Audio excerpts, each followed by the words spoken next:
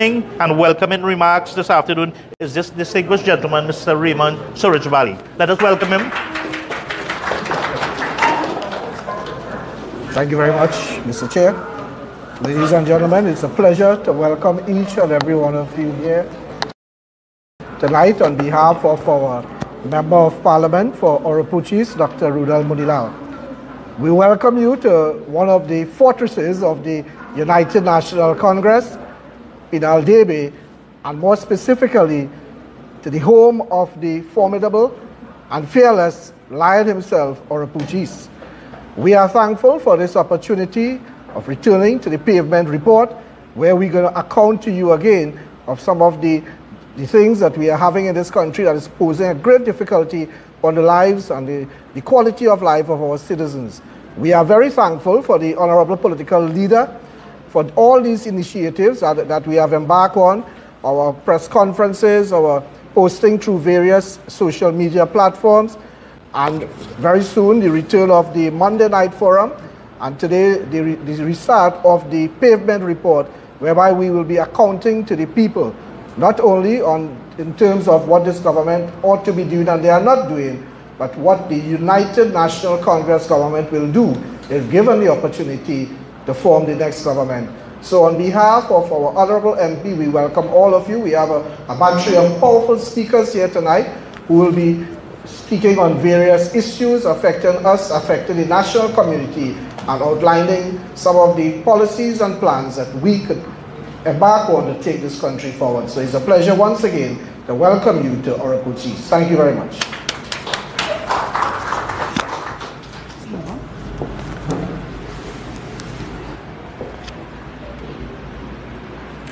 Oropuchis, how you feeling?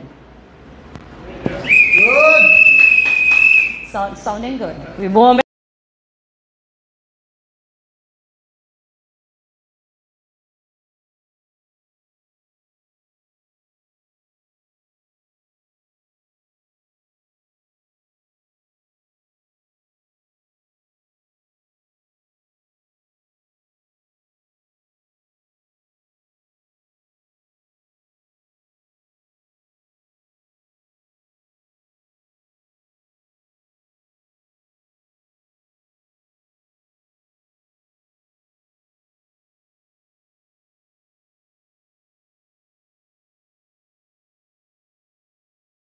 tonight.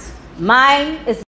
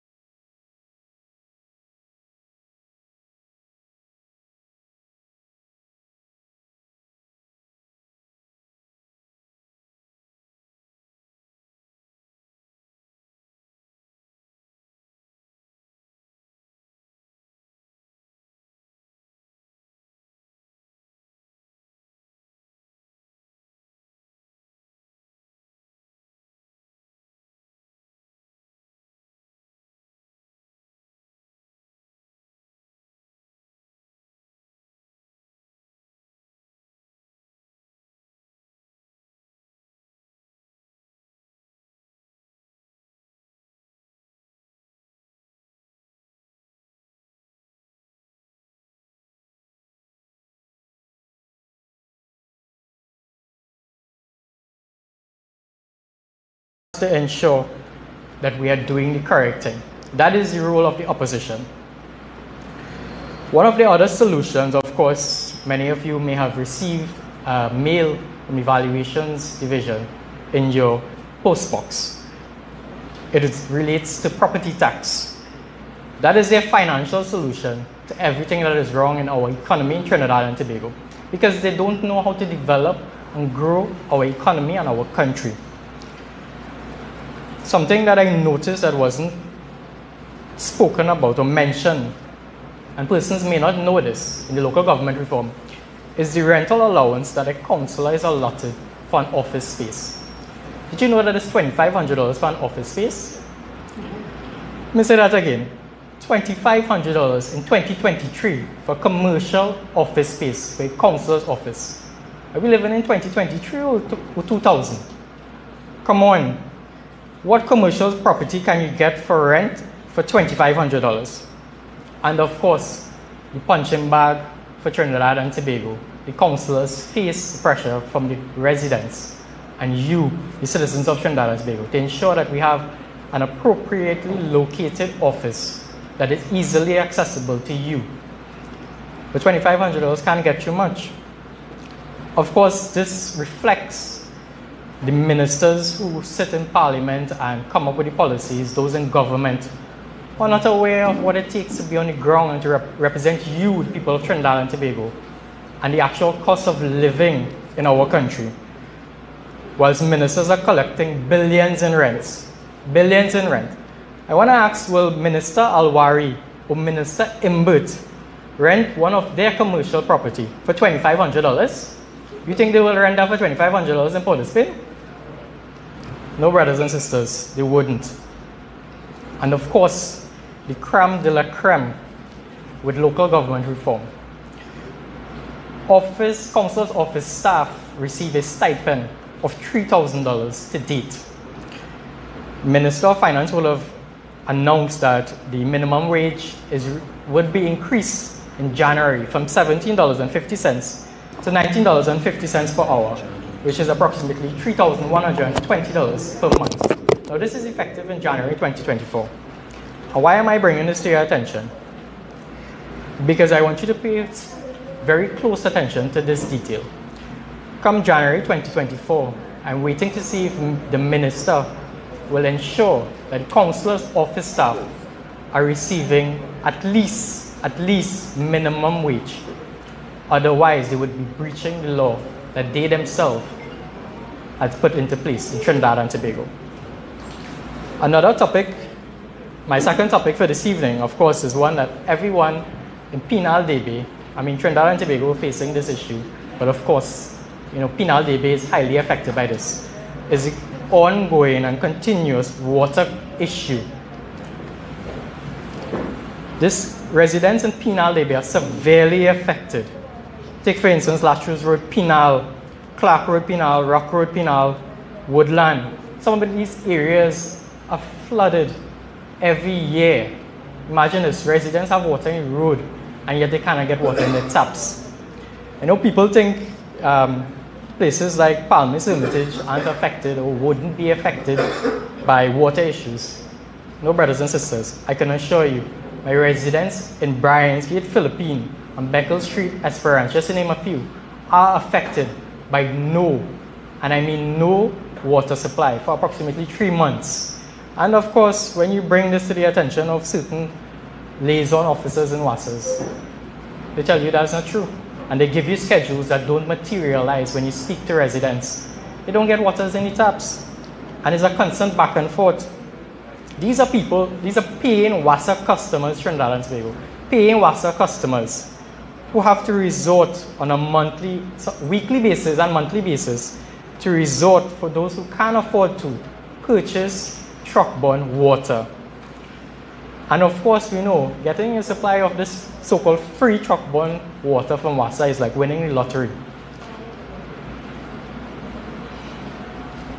While the ministers continue to lie on public platforms and in Parliament about rate increase, saying no, we're not going to increase the utility bills for TNTech, and of course, soon you would see that WASA wants to increase their utility rates.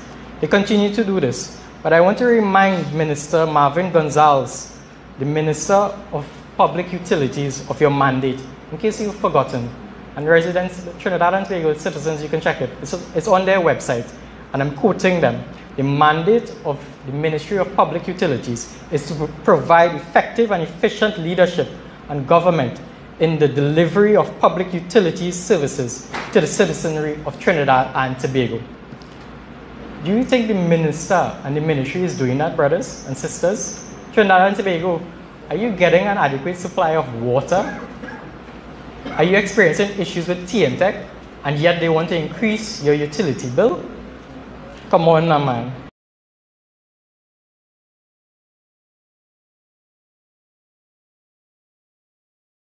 This is ridiculous. There's an increase in persons to the grid that are requiring water from WASA. We are seeing droughts, longer dry seasons, severe rainfall in shorter time, which leads to flooding. Of course, this contributes to climate change. And these are not today issues. I want to remind Trinidad and Tobago, this is not an issue that started in the beginning of 2023. No, this government has been there since, sadly to say, since 2015. And this has been a continuous issue since then. And they have yet to do anything to address these issues.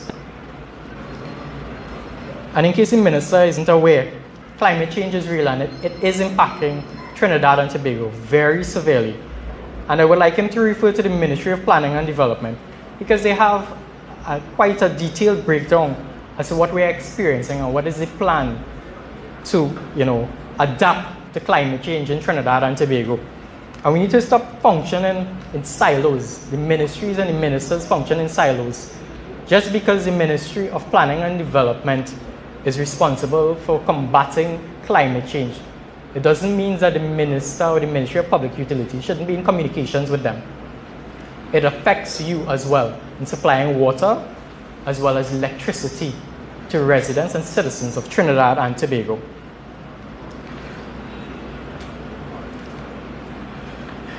Something that I noticed recently, I mean it's continuously happening, but of course, we're living in 2023 and we're still cutting ribbons to open standpipes. In 2023, we're cutting ribbons to open standpipes, and this is their development and their vision for Trinidad and Tobago.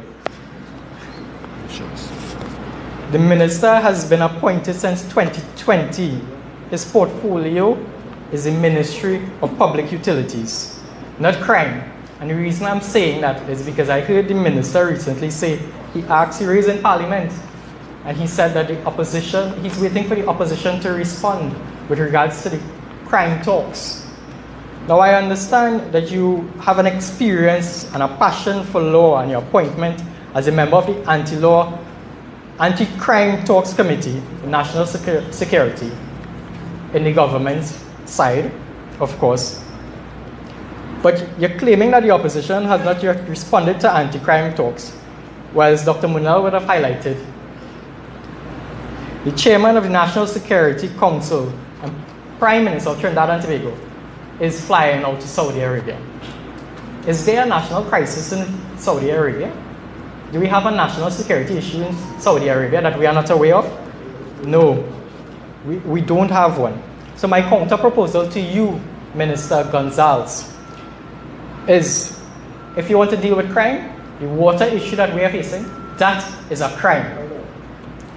So I invite you to leave your ribbons in your office and come down to Penalty Bay, where we have pipes. We don't need standpipe. We have pipes. We just have pipes without water.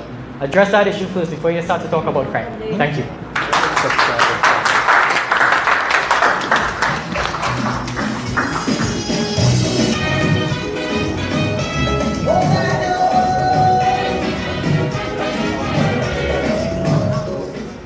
Excellent presentation by our young councillor Raven Ramsawak. Let's hear it for him again one more time, brothers and sisters.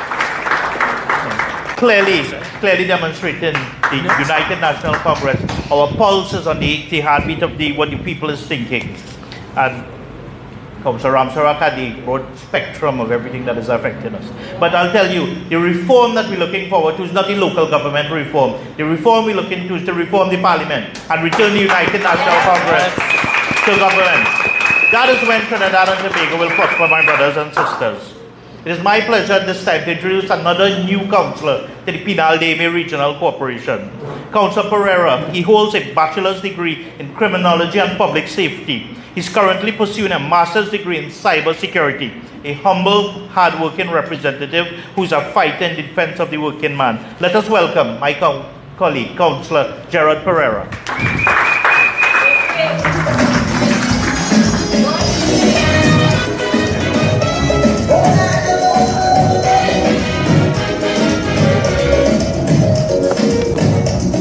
Thank you, Mr. Chairman. Good afternoon to the Honorable Leader of the Opposition and our Leader of the United National Congress, the Honorable Kamala Persad-Sessa, the Honorable Dr. Rudolph Munilal, Member of Parliament for Orpuch East, better known as the Lion, the Honorable Mr. Devendrad Tamku, Member for Parliament for Orpuch West, Member for Couva North, I believe, Mr. Ravi Ratiram, Honorable MP, colleagues, distinguished guests, ladies and gentlemen, good afternoon. It is indeed my pleasure to be here tonight to speak on a topic that is across all of our hearts, and I'm sure it's burning in all our souls: crime. Crime in our country is at an alarming proportion in Trinidad and Tobago. We know that. Murders are now at 500 officially.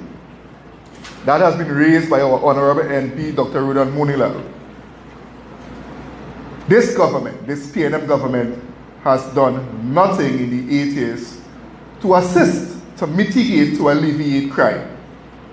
But interestingly enough, we must understand that every time the PNM government is in power, crime increases. And we must wonder why. Why does crime increase under the People's National Movement? Well, let me give you some salient points as is happening now. One, unemployment. There's an old saying that the very old wise people would say, "An hungry man is an angry man." And if you can't have food to fill your belly to put on your table to see about your children, what will you do? That's one. Two, when we consider that they say most criminals are uneducated, we have to understand what has happened. Let me explain. In 2010, our Honorable Leader, Kamala Persad-Sessa, then Prime Minister of Trinidad and Tobago, would have made available to this country GATE and numerous grants so that persons interested in educating themselves to get out of poverty could educate themselves. This PNM government, this present PNM government, saw it fit to take that back. But not only that, the Prime Minister understand that we are heading to a digital age, would have recognized the need to empower our young people with laptops so that they can understand technology. That too they take back. So you see where crime coming from. If you don't have food, that is one of the reasons. If you don't have money in your pocket because you have no employment, that is another reason. If you're not educated, then you can't get a job. The government has done nothing to increase those things. But more so ever, we must look at how the world sees Trinidad and Tobago. As of today, mid-year, according to a website that would have stated our number, the rating of Trinidad and Tobago crime rate is 7th in the world, beating out many countries across the globe. I mean, a population of 1.45 and 7. What we have in here? We have a war zone. But what is the government doing about that? They're doing nothing. They're doing nothing. They're not helping the police. In fact, they're trying to control the police. And we see that. in the form of who they pick to head the police service. I make no more comment on that. We see that. We also see that crime has affected our people. Our people are living in virtual prisons in their home, fearing for their lives every single day. Imagine, you can't even go in front of a police station and stand up. They're taking you there too. Yeah. Imagine that. Criminals have no fear.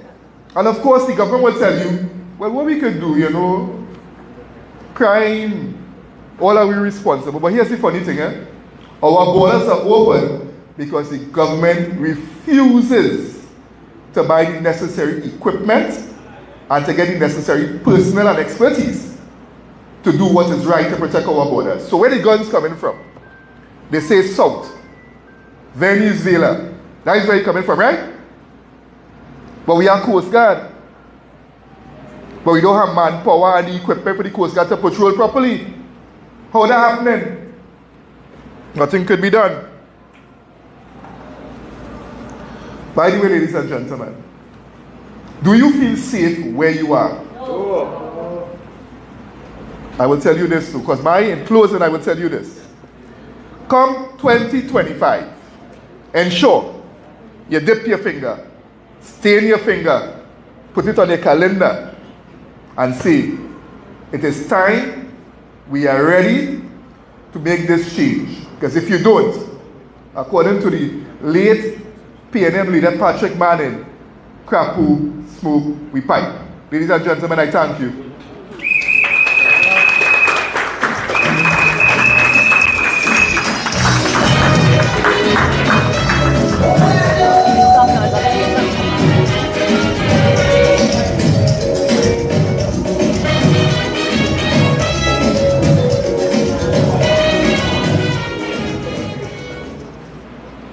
Ladies and gentlemen, he has served in the national youth arm of our great party for over a decade. Recently appointed as alderman in the Pinal-Debe region. Tonight, put your hands together for and welcome Pagu, Alderman Avinash Pagu, to this podium. Holy boy Pagu. Thank you, Chairman. I just call him Pagu. Thank you, Chairman. Political leader of United National Congress, the Honorable Kamala Prasad Bisesta, SC, all members of Parliament in attendance, my fellow Pinal-Debe Council colleagues, and the people of Pinal-Debe. Today, we are faced with many challenges under the PNM government that presently controls this country. They refuse to provide basic needs and refuse to provide basic infrastructure for us. With a show of hands, how many of you would have run into potholes and deplorable roads to get to and from work today? Everybody. Exactly. When it is you specifically visit Pinal-Debe, you feel as if you're in a war zone with the incomplete infrastructure of abandoned buildings, incomplete bridges, and I don't even want to get started in the incomplete highway that is probably patrolled by a few cows in Debe today. I want to know if this is the same prosperous country of 2014 where everybody had high hopes and dreams. The People's Partnership Government started a very important infrastructure for the country, the Solomon Hochoy Highway Extension Project. They had specifically designed it to help connect all major towns in the southern peninsula of Trinidad and Tobago.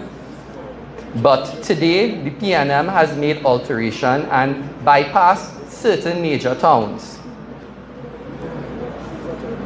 Today, these major towns such as Pinal, Siparia, and Faizabad are all bypassed. What should have taken a 15 minutes drive from Pinal to drive to Point Fortin now takes roughly 45 minutes to an hour. Why is it that we as a people have to suffer and deal with these consequences? I would like to say the Minister of Works and Transport is a complete failure.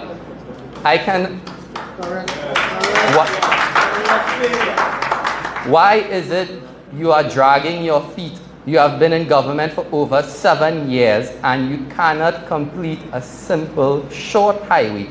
I cannot understand why it is they refuse to complete this national infrastructure. This highway would not only encourage economic development in the country, but it would also improve the standard of living throughout the country.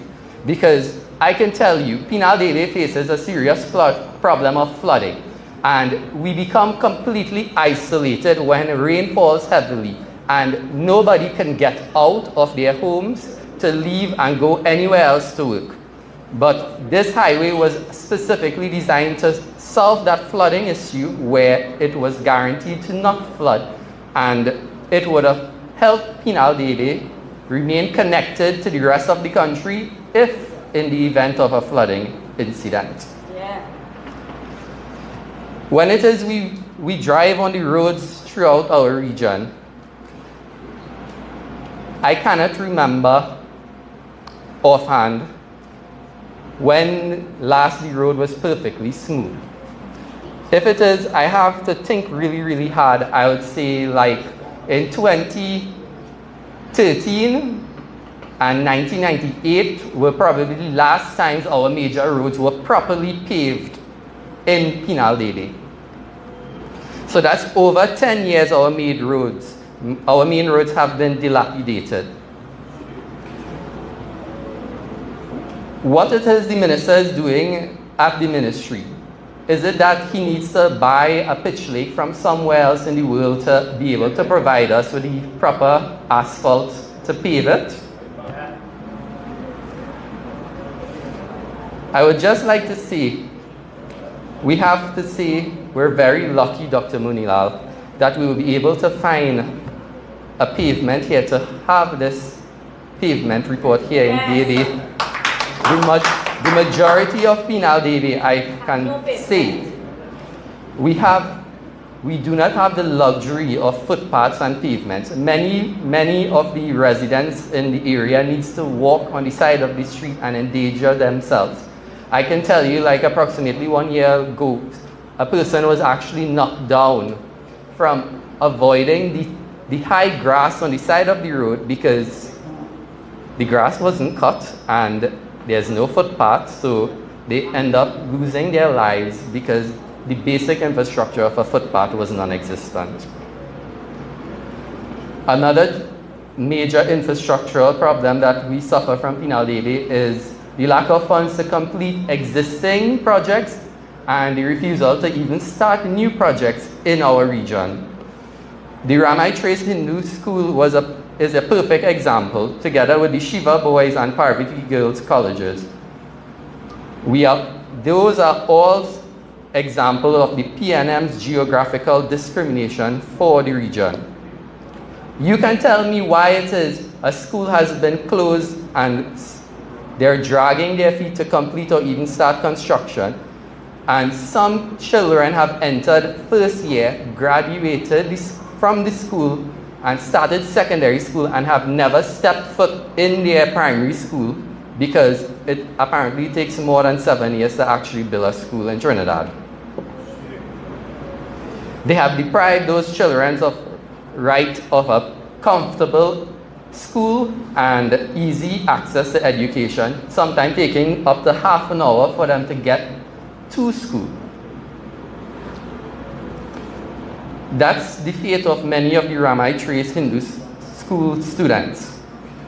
In 2015 to 2022, the PNM has spent close to $370 billion, and I haven't seen what it is they have actually done with spending that money. It's definitely not in our schools. It's definitely not on our roads. It's probably in lavish golf courses that only selected people like to go to.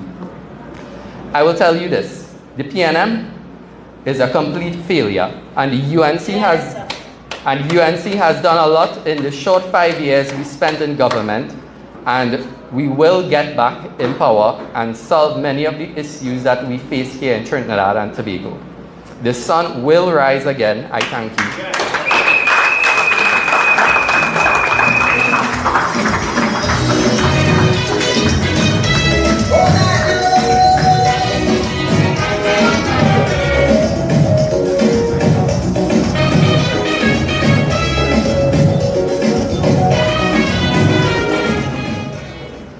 Let's hear it again for Alderman Avinash Phagu.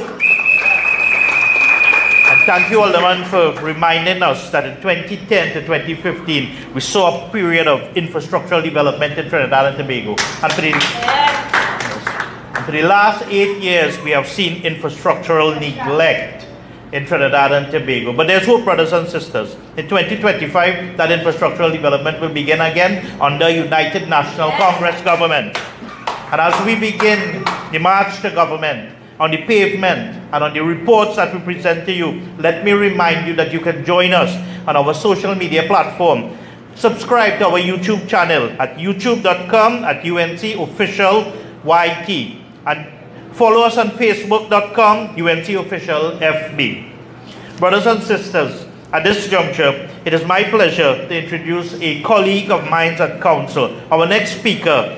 He holds a bachelor's degree in business administration. He's an executive professional in the financial industry in Trinidad and Tobago. The chairman of our Disaster Management and Security Committee at the Penal Debe Regional Corporation. Let us welcome my brothers and sisters, Councillor Kibran Sunil Chicharan.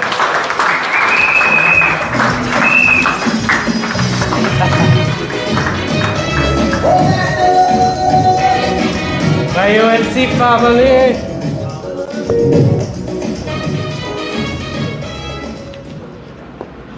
My UNC family. Yeah. They be south. Yeah. They're inside. They're inside. All protocols observed. I know my colleagues did a good job with that. So I just want to start with a little story.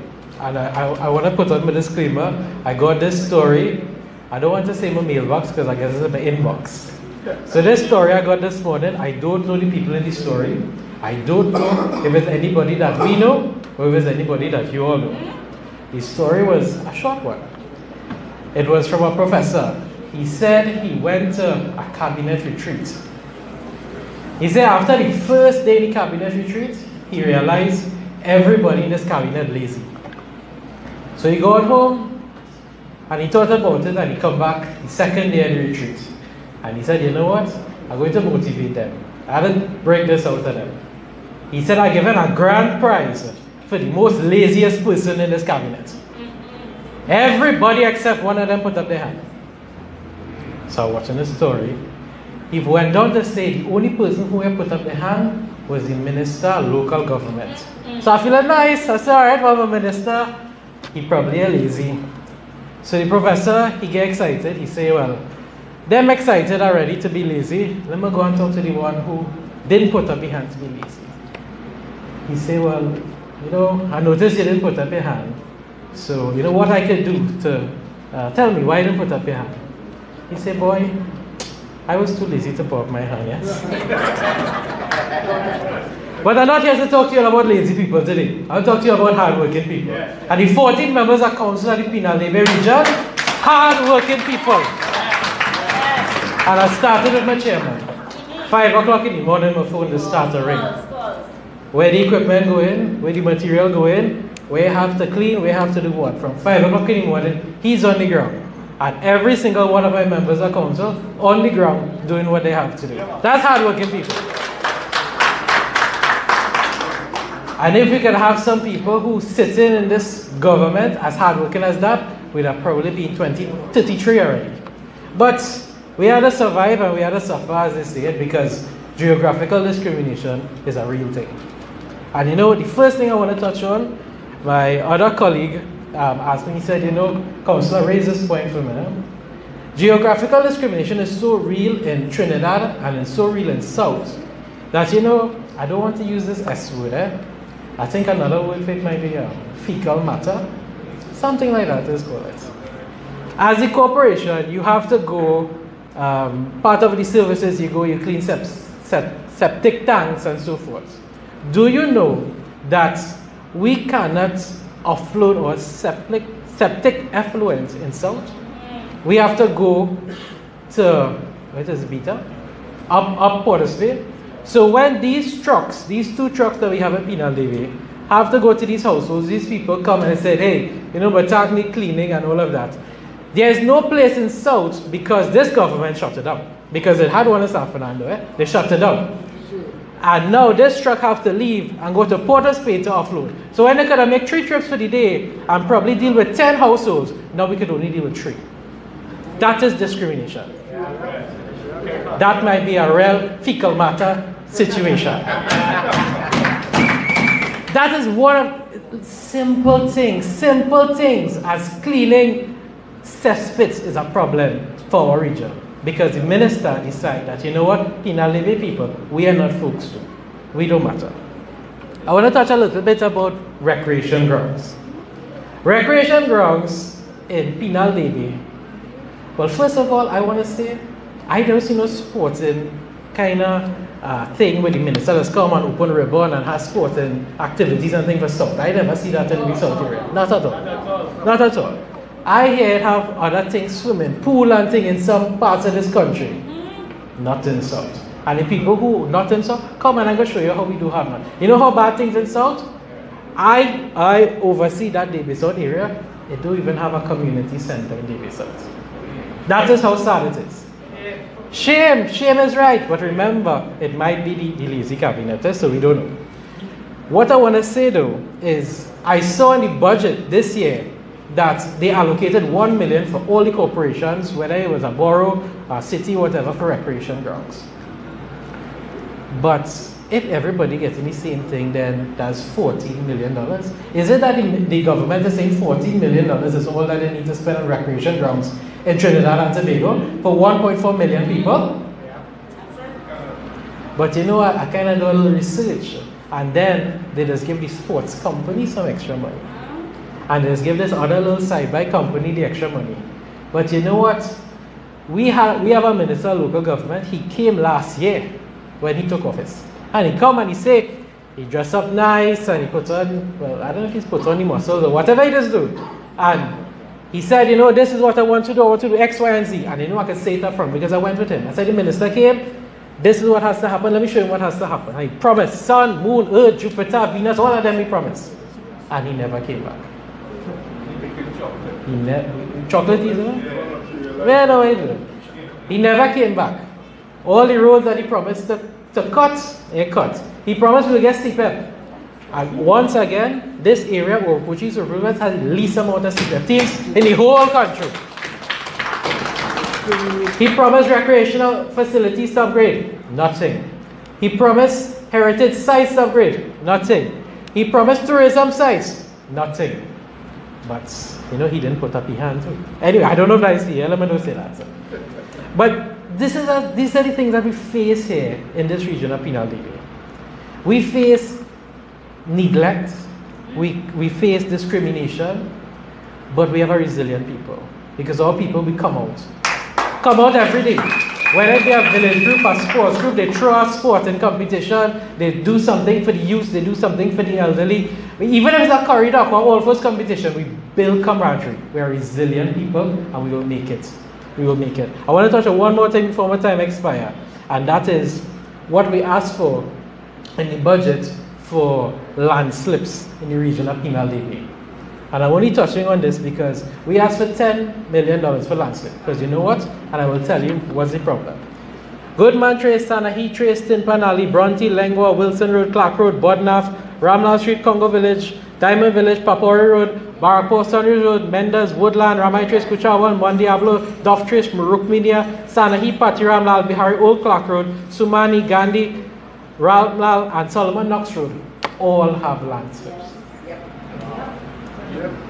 All. And you know how much money they gave us to fix land slips? Zero. And this is the Karen government. This is the Karen government that decides that, you know, we have fairness and equality. But guess what? We don't matter. We in Penal Debe, we clearly don't matter. We in South clearly don't matter. So Minister, I guess you'll eventually listen to it when you have some time or so forth. But remember the people that you came down last year to in South? We still here. We still waiting. Make sure you copy her. Well, wherever they do. Do better. We are just here to tell you, do better. But, as I said before, we are resilient people. And as our leader said, united we stand, together we can, and the sun will rise. Yes.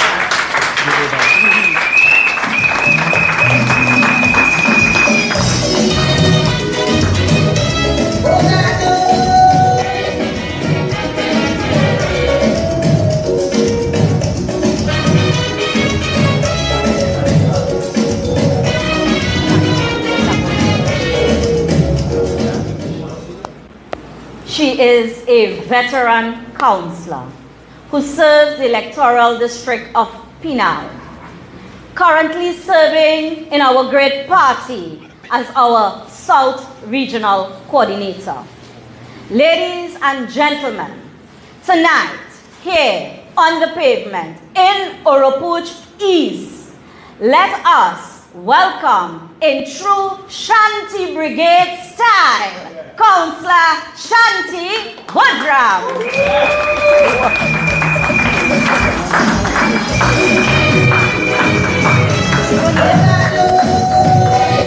Thank you, Councillor Mohini. Thank you. Shanti Brigade is here in the house. I want to firstly thank all my councillor colleagues and aldermen. Put your hands together for the vibrant new councillors and aldermen in the Penal Debe Regional Corporation. Political leader of the UNC and leader of the opposition, the Honorable Kamala Prasad Bisesa, SC, members of the National Executive of our great party, members of Parliament, put your hands together and let's hear it for the roaring lion himself, Dr. Rudal Munilal, Member of Parliament for Oropuch East, our hard-working Member of Parliament for Oropuch West, Dr. Devendranath Tanku, Doctor in the house, MP, I'm giving you that. Our hard-working Executive Chairman of the Oropuch East Executive, put your hands together for Raymond Surajbali. Thank you, thank you. As the South Regional Coordinator, every single UNC chairman have been working together with their executive members and councillors in the area.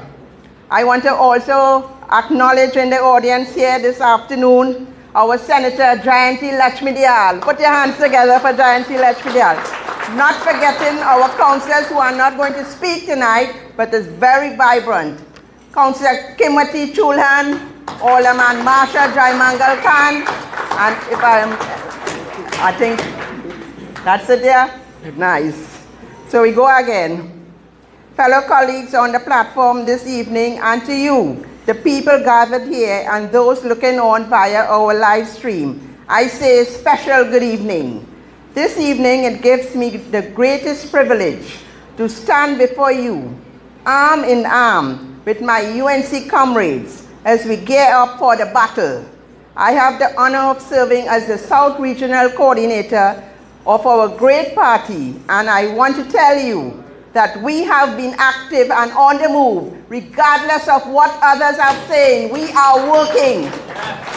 We have held peaceful demonstration. You would have noticed all UNC representatives together with the MPs stood their ground and stood tall with their constituents and burgesses. You have listened to my fellow colleagues before. The water crisis in the Penal Debe region and the South region. Rain is falling outside, and how many of you have water in your taps? You understand what is happening? Water everywhere, Dr. Munilal, but not in the people pipe. Shame. Shame on this government. 3 weeks and a month, Penal Queenam, no water. Penal Rock Road, no water. Lachus Road, no water. Clark Road, no water. The whole of the South region, what is happening? What is happening in this area? enough is enough. Landslip, you will have heard it, landslips everywhere and worsening road condition. Incomplete schools, you hear it from Alderman Avinash. What about the Debe campus? What is happening with the Debe campus right now? What is happening there? The penal RC Roman Catholic school, they will not build the school for the primary school children. They will not do anything in the south.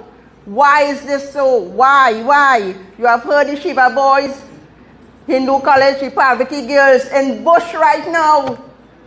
Goat and sheep and dog and whatever it is, animal, there right now, except the school children in the school. Why? Crime, you have heard from Councillor Gerard, spoke about crime in the area. Christmas is upon us. What is their plan for the crime situation, the businessmen, the people who are going to do shopping and all that? What plans have they have? Sleeping Hines still sleeping in Parliament, MP Munilal. He ain't wake up yet. Konkaran, yes. Flooding in the south region. Where is Minister Rohan Sinanan? Where are the excavators? All these things, we as council members, executive members, we went in front of Parliament. We protested. They does not take us on at all. Protested this government is deaf ear, MP Tanku. They don't listen to the people. The rise in fuel prices, everything going up. What about food prices also? What about electricity? When electricity raised, everything else raised. Everything, every single thing. We stood with our political leader, demonstrated peacefully, locally, and in front of Parliament where needed. We will continue the fight. Yes. And we will continue to stand with you and fight for you. Daily we see the geographic discrimination, whether it is along the Naparima Mayaro Road, the San Francisco Main Road, the incomplete highway section from David to Pinal. If there is any disturbance to the water supply network in the part of this island, Pinal Debe is affected. Every time it have a desal plant shut down, Pinal Debe in problem. Every single time. Notice the trend, notice what is happening with this government. This is either poor management or pure victimization. Many of us here tonight campaign in our own electoral districts and still made the time to go into the battleground of the San Fernando City Corporation and help our great party bring home 2 critical seats, Marabella South, Vistabella, and Marabella West. And those councillors are doing a fantastic job in San Fernando City Corporation. However, we find ourselves as a responsible political organization with the democracy of our nation at heart before the courts with an election petition to determine the outcome of the Lengua Indian Walk electoral district in the Princestown Regional Corporation. Every election, there are irregularities which our agents and legal representatives must challenge.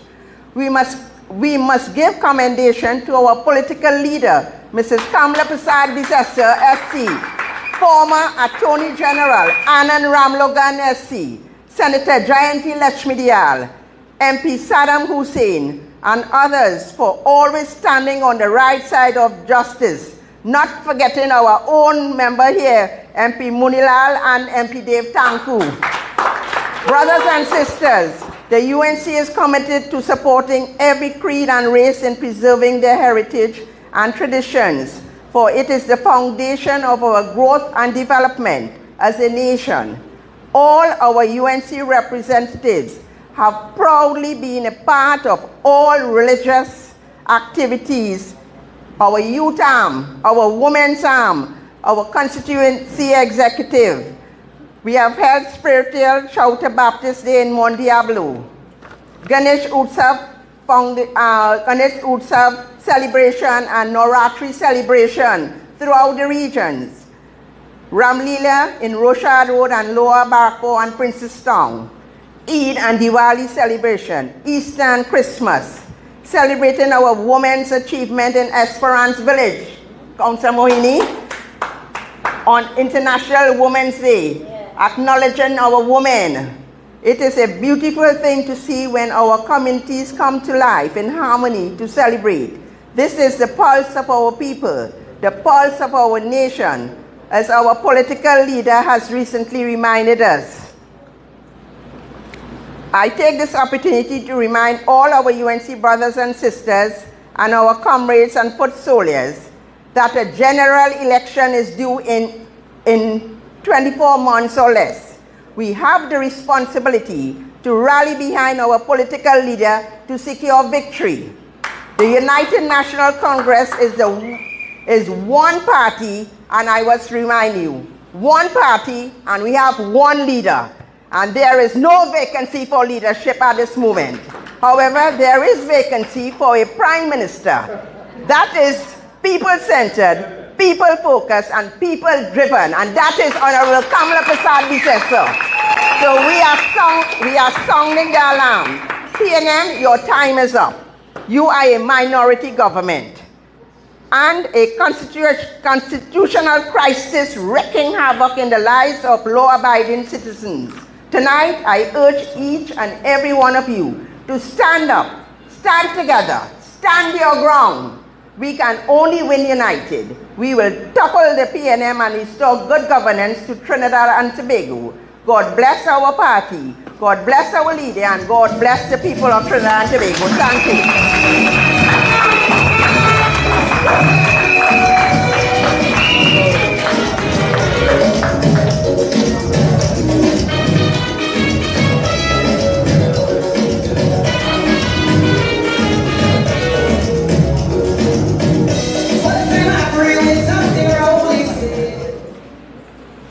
We are the United National Congress, and we are here tonight on the pavement.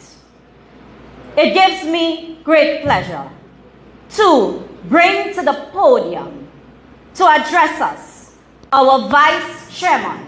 He is serving currently as the Chairman of Finance at the Pinal Debe region, a community activist. Let us make welcome tonight to the Pavement Report, Alderman Gautam Maharaj.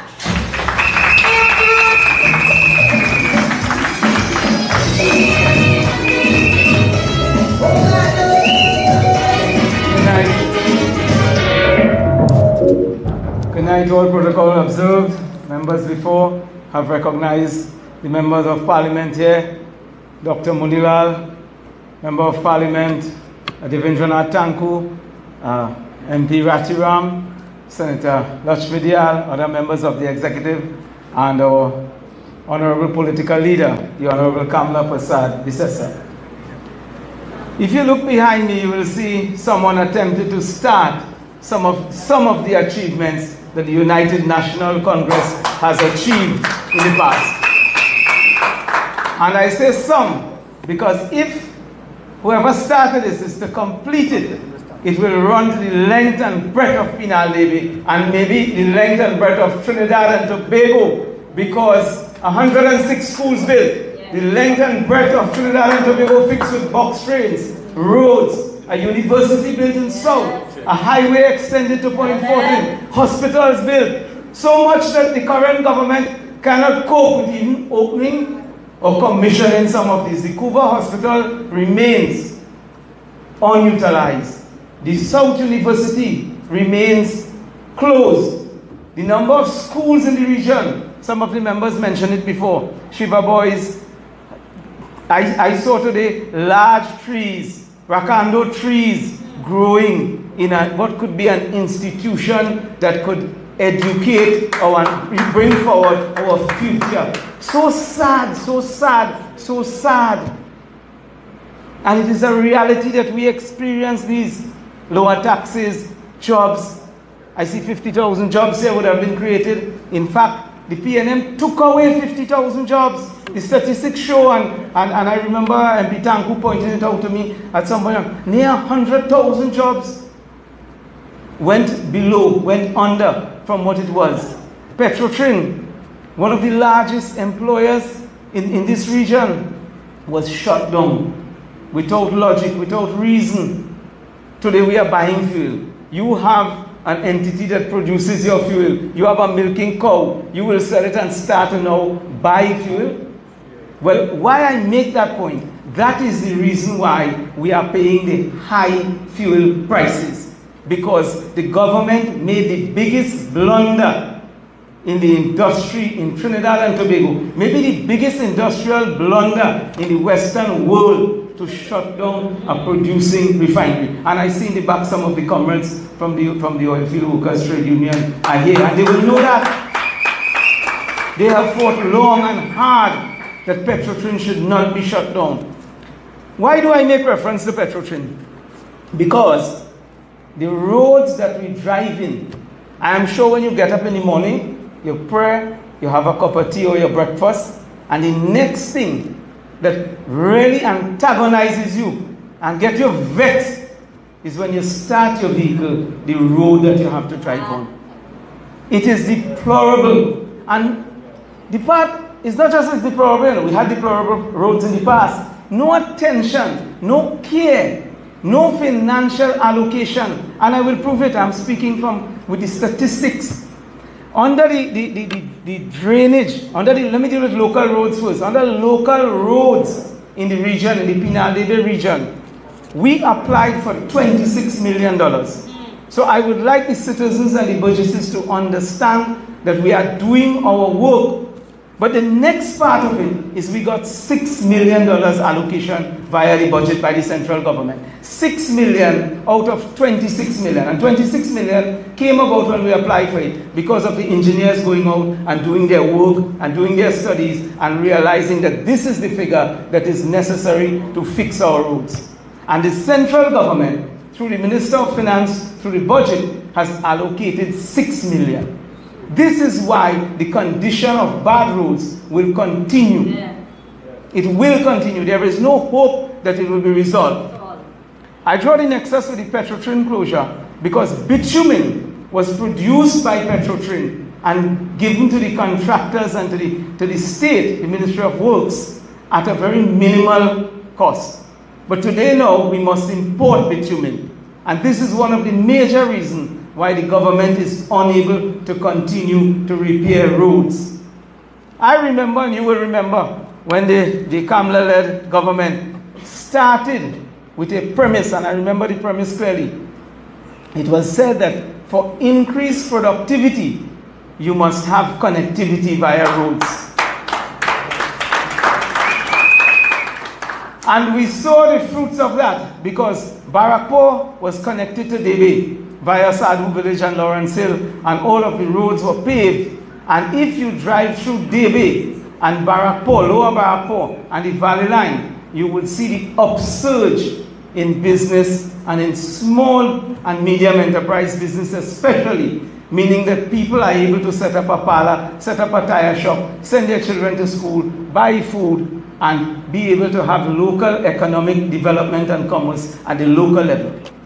That is missing today totally. So our people are in hardship. Everywhere you go is hardship. People were unable to buy, people were buying one slice of pepper roti in the Nagar and cutting it up in 2 and 3 pieces. Yeah, I sold pepper roti at the Nagar. I'm giving you statistics. Yeah.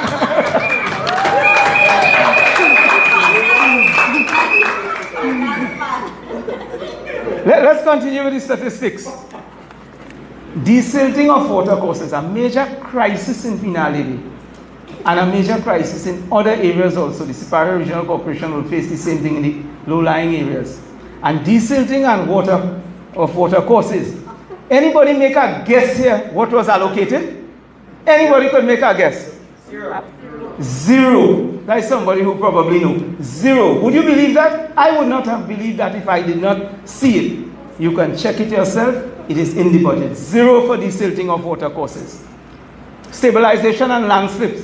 And one of the previous members read the list of landslip, starting from Sukan Trace on the Moruga boundary, coming all the way through Sanahi and on the Debe West and in Pinal. Landslips. Stabilization of landslips. Make a guess again. You could win something. Zero. Somebody in the crowd who doesn't have the information that the councillors may have. Zero, a big fat zero. The Minister of Finance has no shame in allocating $0 for stabilization of landscapes in this region. Shameful. Recreation grounds. The chairman of sports spoke of recreation grounds. We got $1 million for all of the recreation grounds. $1 million to split up and share, repair and fix toilet facilities, outfield, everything, drainage around. I see the president of Clark Rochard is here. I'm glad that you take back the news to the people. $1 million to be distributed. Is this government serious about people development or about people on the whole? No. But the people have recognized that. Let me tell you a little secret. I hear Councillor Shanti spoke of general election. Just like the people came out and run them out of Marabella West and run them out of Tobago, they will run them out for the general election. Don't throw away your jersey. You remember the phrase? Don't throw away your jersey. Keep your jersey. Because I see the timer. Timing me. Yeah. So we are in a crisis. You must understand that. You must help us spread the word. We're in a crisis. Agriculture is in a crisis. Prudya Larceny. 2 people have been assigned to Prudya Larceny for the whole of South. The Cregnish office has been moved to Central. They have moved them back, but without vehicle, with a number of issues the officers have not being attended. And Prudya Larceny is a major backbreaker for farmers in this region. There are many other things I can share with you. Water trucking. There are 5 WASA trucks in this entire region. 5 to service all of this area. I must continue the questioning that Councillor for Palmis asked. I must ask the Minister of Public Utilities to come out and say if at all there is adequate water in terms of capacity to supply South Trinidad. He must come out and answer this question if there is. And you know what is hurtful? And I have 1 minute more, but I must say this. They have promised to drill 2 wells in Clark Road. And listen to this very carefully, in the Satnarai Naipalia area. But the water from there will not benefit the people of Satnarai and Clark Road. The water will be transferred out of there to serve other areas. What a shame. I think my time has come to an end. So I hope that you carry the message and you understand that it is with this PLM government. It's hardship, hardship, hardship.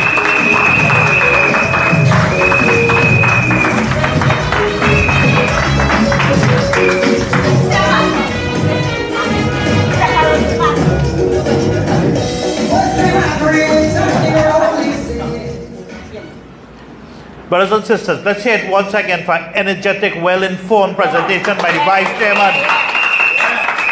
Chairman of the Penal Levy Regional Corporation. Yes, the Pepperoti man, Alderman Gautam Maharaj. Our next speaker, brothers and sisters, is a foundation member of our great party, the United National Congress. He has been and continues to be a champion against crime, corruption, and geographic discrimination by this wicked PNM government. He's an attorney at law. He's an economist. He is the chairman of the Public Accounts Committee of the Parliament and the Opposition Shadow Minister of Finance. He's the chairman of the United National Congress and the Firebrand Member of Parliament for Oropouche West. He's a man of the people and for the people. Let us welcome your son of the soil, the very distinguished Honorable Member of Parliament for Oropouche West, Mr. Devendranath Tamko.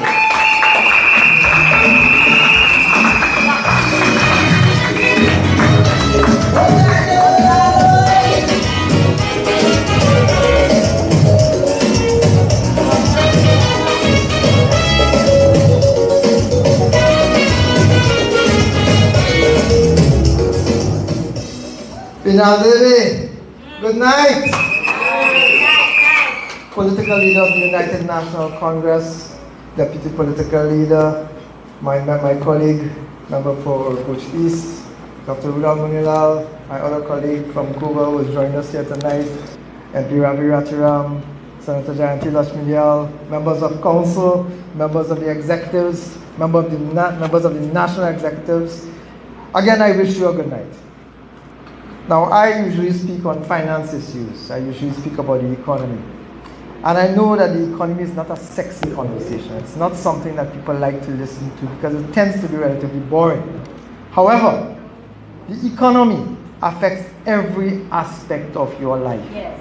If the economy is doing well, then we all do well. There's employment. There's improvement in the quality and standards of living. There's a reduction in poverty. There's growth. There's development if the economy is going well. So that is why concepts like the GDP, that's the gross domestic product, that is the value of the output that is produced in a country. Concept like the inflation, which is the increase in prices. Concept like deficit, where we have government revenue compared to government expenditure. And debt, DEBT. I know DEAT, which is a really critical issue right now in Trinidad and Tobago, in which we are overrun by that too, in which we are overrun by crime. But these are very critical issues. These are issues that affect us directly. And even though they may sound complex, they're issues that we need to understand. So tonight I wanted to address one of those issues, debt, DEBT.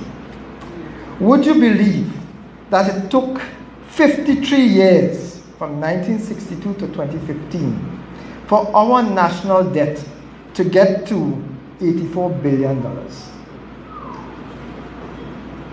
53 years. From 2015 to current, would you believe that it has gone up by 30%? Our national debt now is the highest it has ever been at $110 billion. Wow.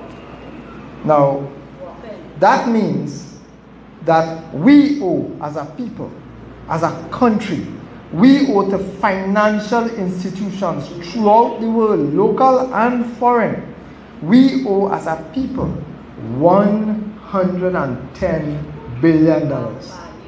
We will never be able to see anything close to that in our lifetimes. But this PNM government, that is where they have taken us, into the valley of debt. In more ways than one, into the value of criminal murder rate debt and into the value of financial debt. Now, by itself, borrowing is not bad. Many of us in our lives will have had to borrow money, maybe to buy a car or to buy a house, to send your children to school. We may have taken loans for those purposes. So borrowing money in itself is not a bad thing. It is what you do with the money. That is what makes the difference in whether or not we move forward or we move backward. And what do you think we have been doing with the PNM borrowing? How much is it? $26 billion more. What do you think we have been doing? We have been financing government corruption, mismanagement, wastage. Ladies and gentlemen, I want to give you one example. You know, 3 years ago, the government closed its eyes to $400 million spent by the National Gas Company of Trinidad and Tobago. $400 million was spent on 2 projects that has no value now. The projects were cancelled. $400 million taken and a decision taken despite advice to the board of directors of the NGC. Despite advice not to proceed with those 2 projects, $400 million was spent. Somebody pocket big because they collected $400 million with nothing to show for it. And nobody was held accountable up to today. Nobody was held accountable, and the persons who were responsible for that are still being paid hundreds of thousands of dollars a month in salaries to those very same individuals. So we pay them to dig out we eye, to put us into debt, and we are still paying them for that luxury. Do you think that's right? No. Somebody needs to be held accountable every time this government spends money and throw it away. But the point I was making is that what you do with the money you borrow, that is what determines whether we grow or we fall. So you cannot borrow money to fet and party and not have any idea of how you're paying it back. Understand? If you borrow money to buy a car and you have no idea of how you're going to pay that back, what do you think was going to happen? The bank will come and take your car. So when you have the government borrowing billions of dollars year in, year out, year in, year out with nothing to show for it, what do you think is going to happen to the assets that you own as taxpayers? The lenders will hold sway on those That's the collateral on which the government is borrowing money. The government of Trinidad and Tobago is borrowing money on the assets owned by Trinidad and Tobago, the very same NGC, other financial assets. And when the time comes and those lenders come for their pound of flesh, we are in crisis. You know why, ladies and gentlemen? Because this government simply does not know what it's doing. We are managed by an engineer pretending to be a finance person, Mr. Colm Imbert. Now, what do you think a government is supposed to do when it borrows money?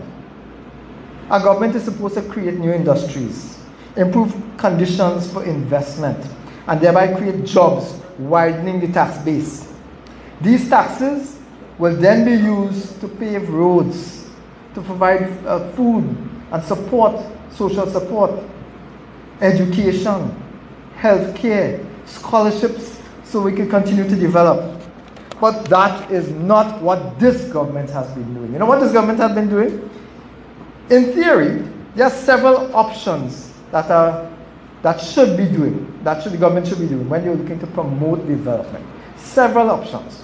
None of those I just described are being done. Instead, there are several options of things that the government should not be doing. And this government is doing all of them. Let me give you an example. Instead of improving conditions for generating business, this government has been reducing social spending. That is why we have the worst roads, as my brother just mentioned. We have the worst roads. We have collapsing schools. We have healthcare in crisis, so that we have persons waiting years for what they call emergency surgery in Trinidad and Tobago in the year 2023. The other option is to sell off state assets, and they are doing that. More to come. More to come. They are selling off state assets. They will remove the subsidies on fuel and other supports. They're doing that. And they will keep borrowing, digging ourselves deeper into this hole, this debt crisis. And worse than that, they're going to come with taxes. So let's deal with some of those things. In fact, in the interest of time, let's just deal with one of those things, the taxes. I want to deal with something that was just mentioned before, the property tax. This I call the Colm scam. The property taxes of Trinidad and Tobago is premised on what they estimate to be a rental value. So your house, wherever it is, whether you are renting it out or not, they determine, and they can raise it or reduce it depending on how much money they want to collect. They determine how much your house is worth if you were renting it. It's an annual rental value. And then they tax you based on an annual rental value. Here's how that taxation is rubbish. Here's how the methodology of coming up with that is rubbish. If you have two houses side by side, one rented out, the exact same house, a 2-bedroom house with one toilet and bath, living room, kitchen, dining room, and a porch. Two houses exactly next to each other, side by side. Your home, you living in that. And another home owned by somebody else that is rented out. Your home is not earning an income. The other person's home is. Would you believe that both homes have the same tax liability? How is that logical and equitable? It is not. Ask yourself why the government is seeking to tax you on imaginary money that you are not generating. That is like saying that, because I have a car in my yard, they should tax me as if I'm working taxi with that car. Because you have a kitchen in your house, they should tax you as if you're operating a restaurant from your home. It is imaginary money that they're taxing you on. I have a leak in my home, a water leak in my backyard. And I'm frightened from the tank to the home. And I'm frightened to fix that. I'm frightened to paint over my home. I'm frightened to fix a leak in the roof, because once I do that, my annual rental value calculated by Colm Imbert goes up. But my brother from Palm East raised it earlier. Commercial buildings, up to today, they're not worried with them, They're not studying commercial buildings, you know why? Because that's their people. They can't touch that. Business class will kill them. So they pressure people who have sacrificed all their lives to build what they have and victimize and discriminate against those people. Ladies and gentlemen, that is unacceptable. You think Faris, my brother, you think Faris going to pay property tax like that? No. That's for you and I. That's not for them fellas. You know, as I'm talking about Faris, I learned a little something today. You can't make this thing up. Trinidad and Tobago really is not a real place. Faris Al-Rawi, you remember the Emailgate crisis? We're talking about imaginary money. Well, then there was an imaginary set of emails. And Faris Al-Rawi came up and told Trinidad and Tobago, it's not whether the emails are real or not, you know. It's whether or not, you know, the contents may have some kind of value. Faris Al-Rawi, on the basis of lying, qualified to become an Attorney General of Trinidad and Tobago. Another one lied not just in Trinidad and Tobago. He lied in the States. He lied in court. And he became the Attorney General, replacing Faris Al-Rawi. Today I read, you can't make this up. Today in the newspapers, I read that a third person is acting as Attorney General. A man who just 2 or 3 days ago found himself lying in the Parliament of Trinidad and Tobago, and he becomes Attorney General. It seems that the only way to become Attorney General, to get promotion in this government under the PNM, is to lie.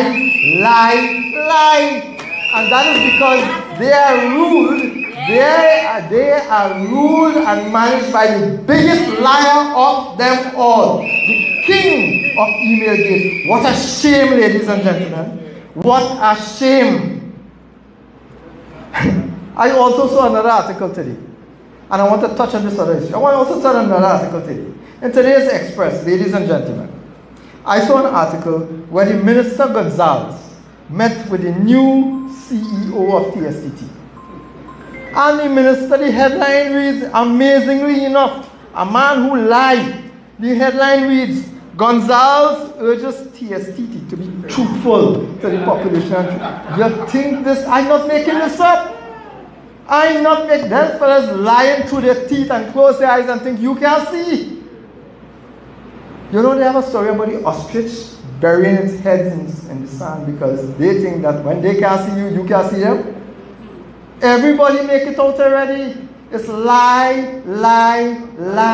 And it is who could lie more than the other one. And let me tell you something, ladies and gentlemen. They have a real lying contest going on in this government. I think my colleague MP Munilal will be dealing with a little bit more with regards to TSTT. So I want to touch only on a couple of other issues with regards to TSTT.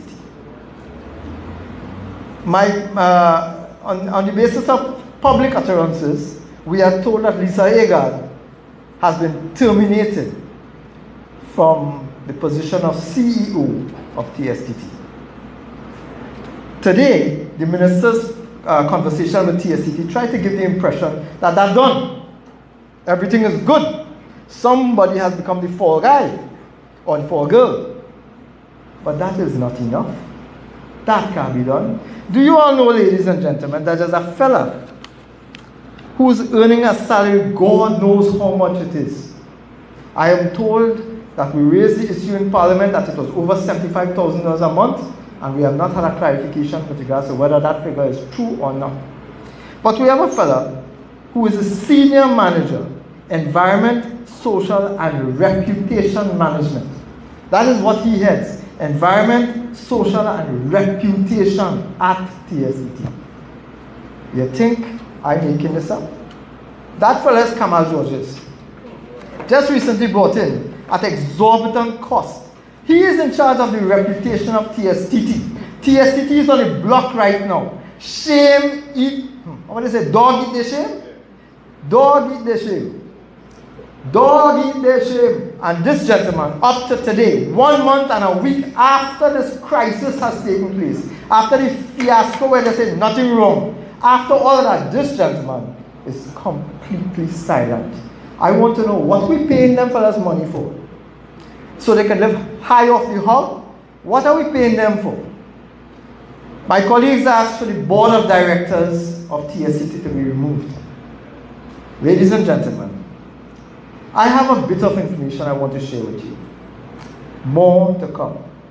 So there is a member of the board of directors, ladies and gentlemen, of TSTT, who is both a service provider and a member of the board of directors. That is a conflict of interest. That is a conflict of interest. I will say more at the appropriate time. I want to give them the opportunity.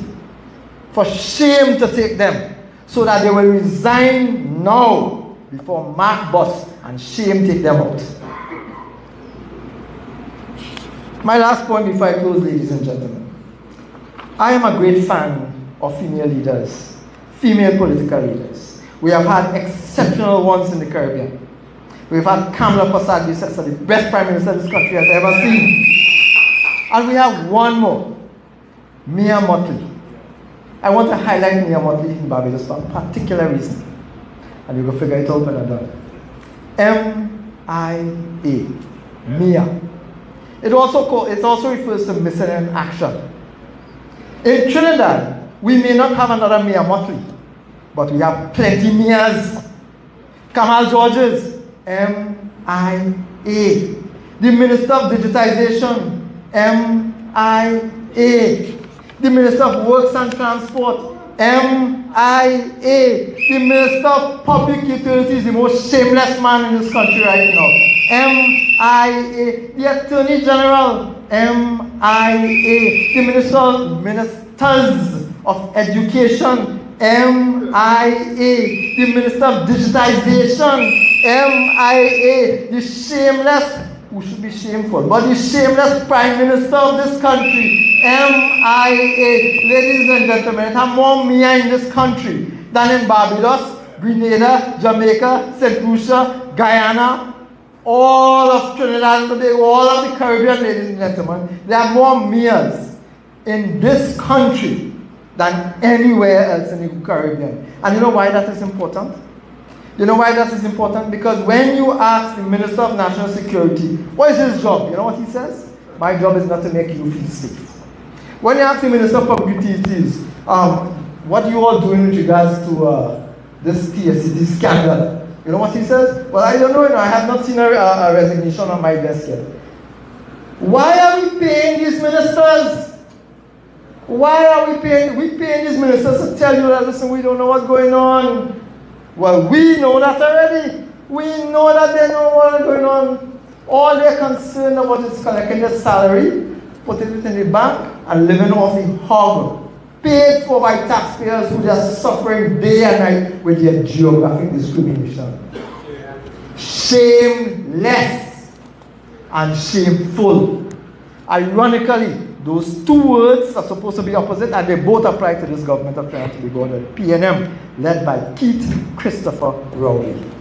Ladies and gentlemen, I just highlighted the amount of MIAs, the amount of missing in action, persons of Trinidad and Tobago, ministers of this government. I want to close by telling them, stay missing.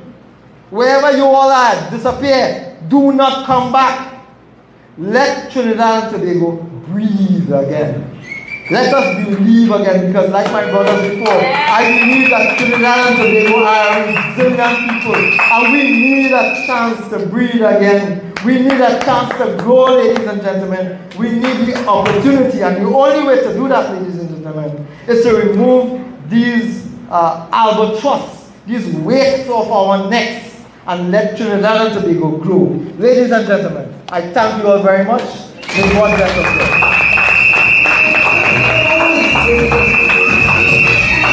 Well said. Well said.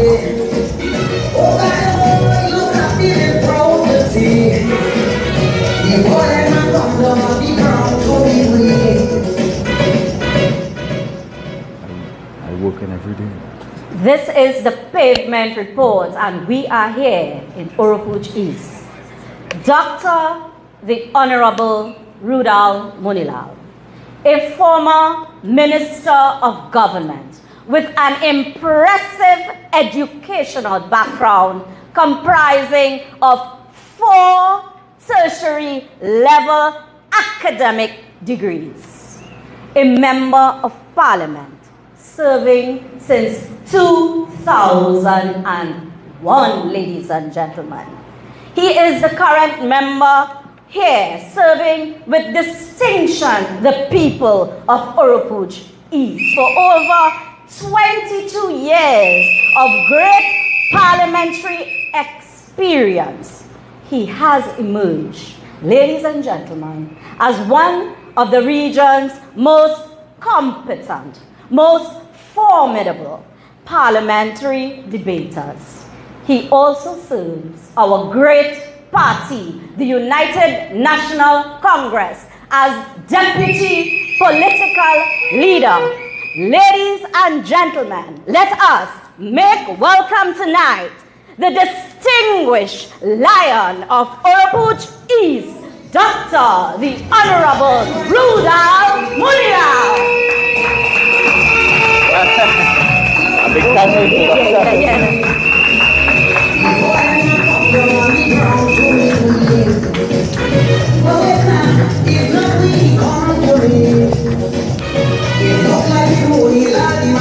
Ay, ay, ay.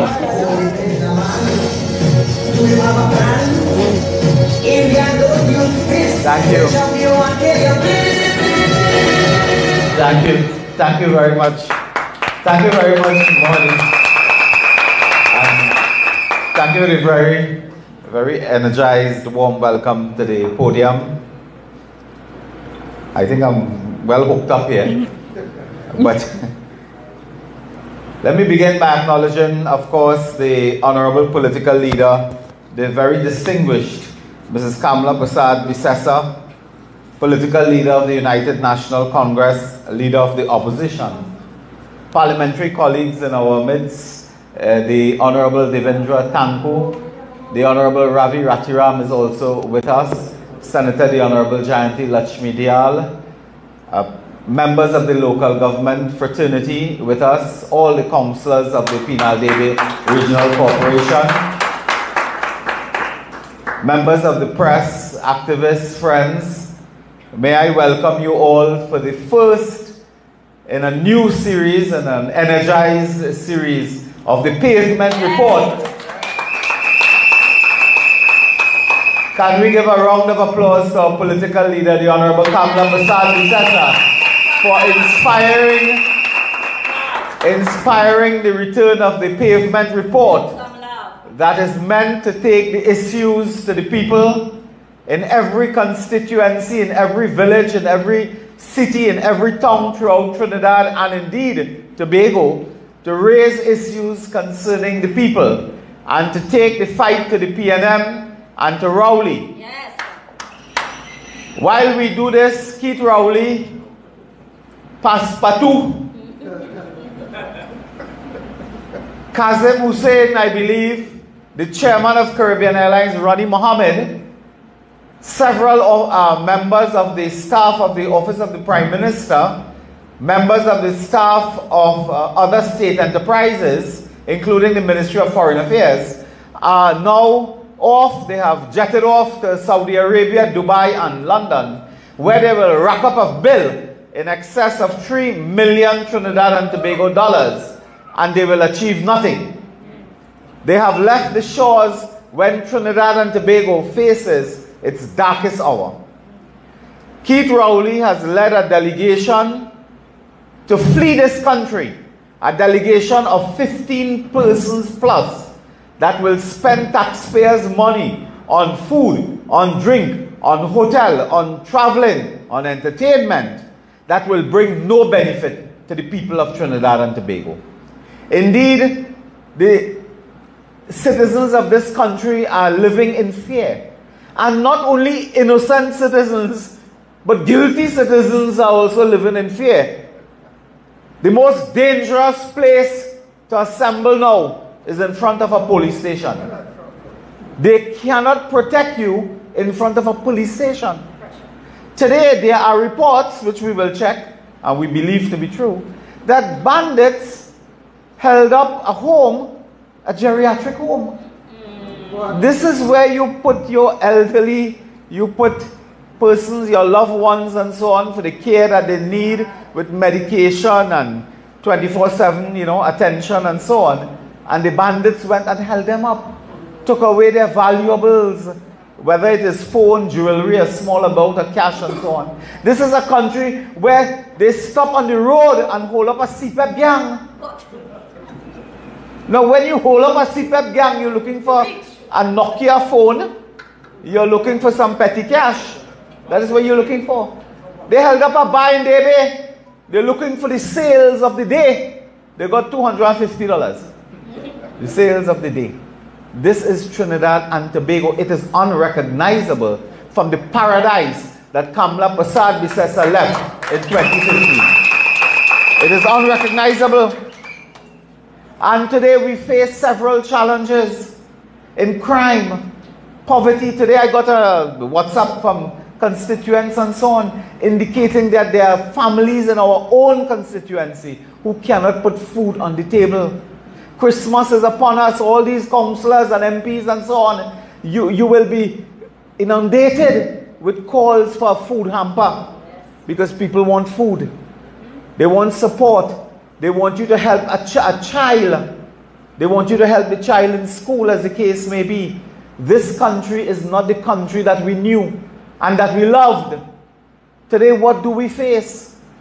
We face a situation where you're not sure when you're going home if you'll arrive safely home. You're not sure you'll leave the house safely. And brothers and sisters, while we say this, Minister Fitzgerald Hines remains in office, as Dave told us, like Kumkaran, sleeping away for years, sleep away. And when he awake, he says something stupid and then he sleep away again. That is where we are.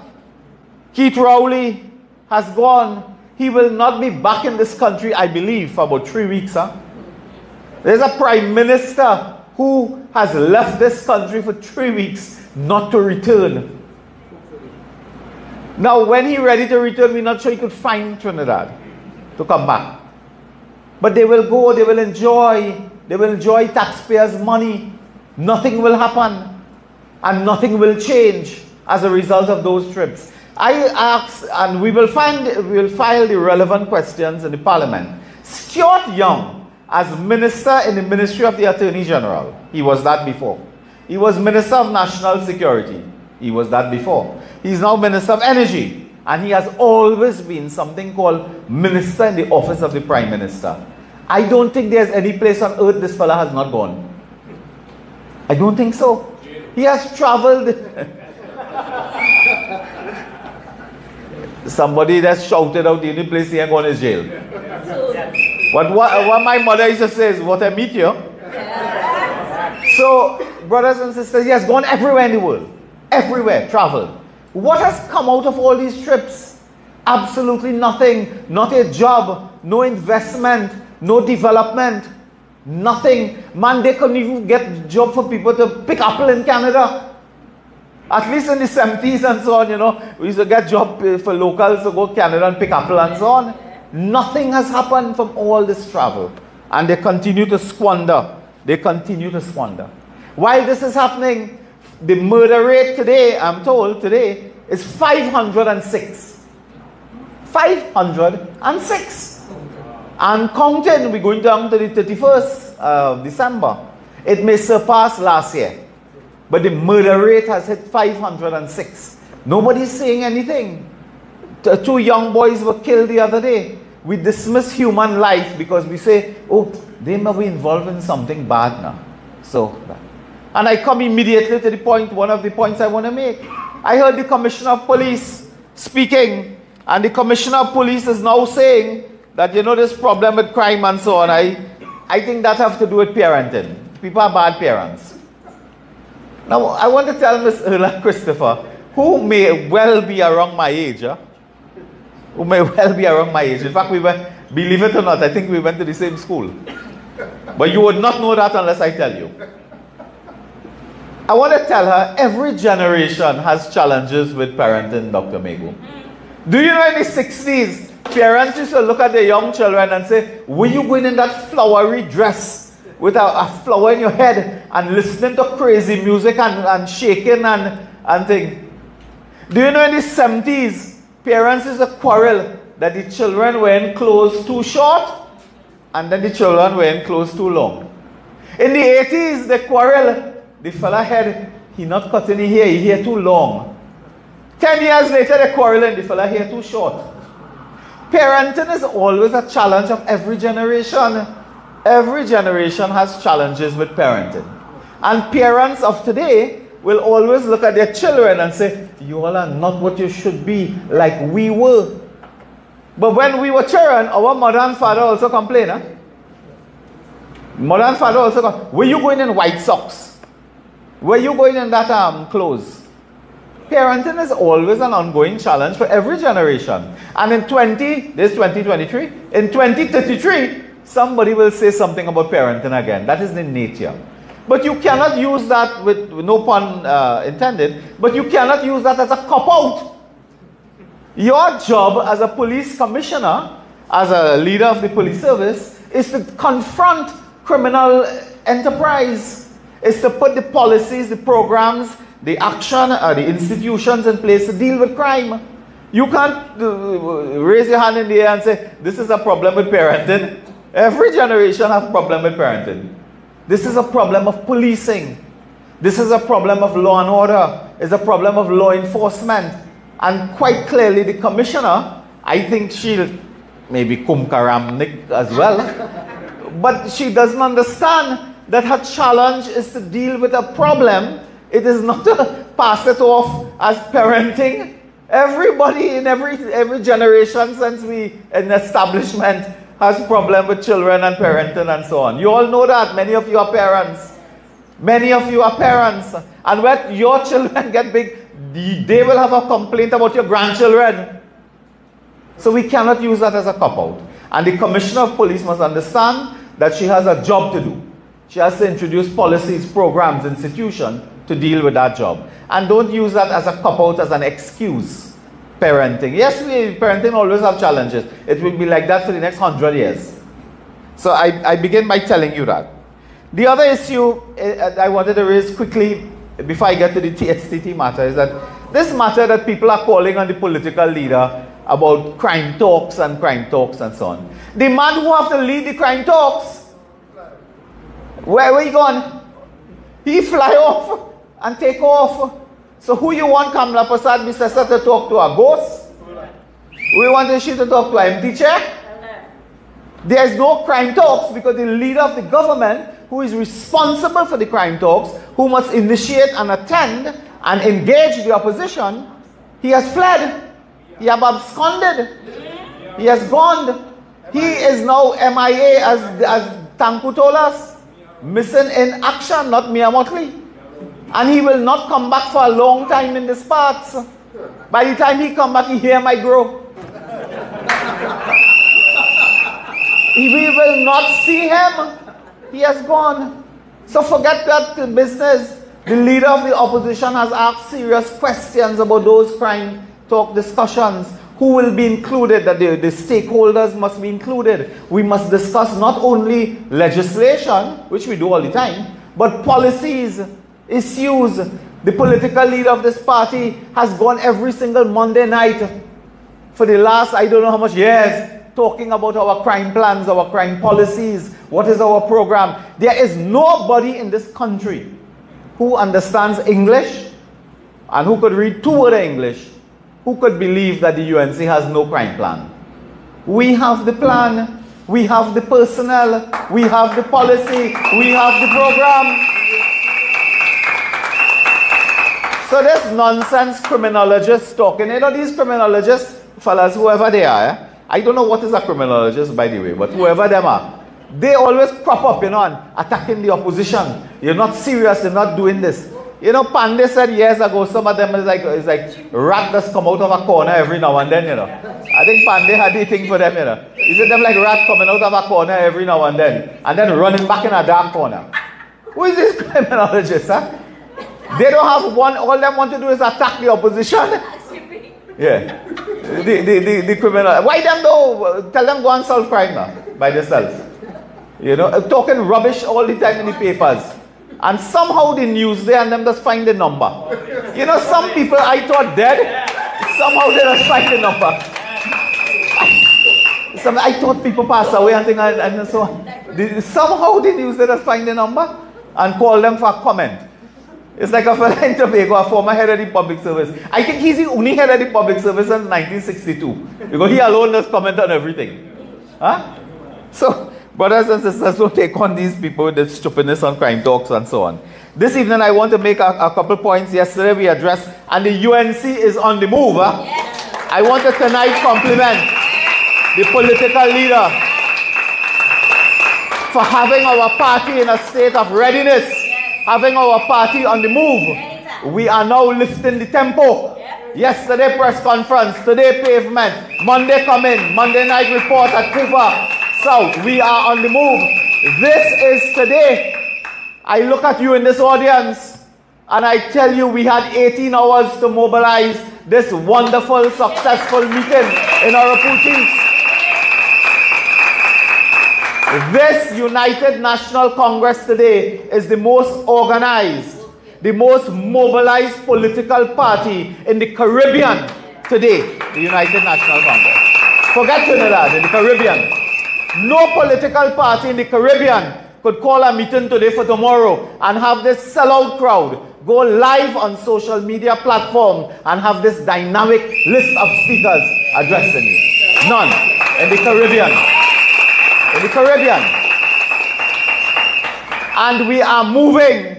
We are moving, brothers and sisters, with a tempo. And we will be exposing the PNM in the hours and the days to come.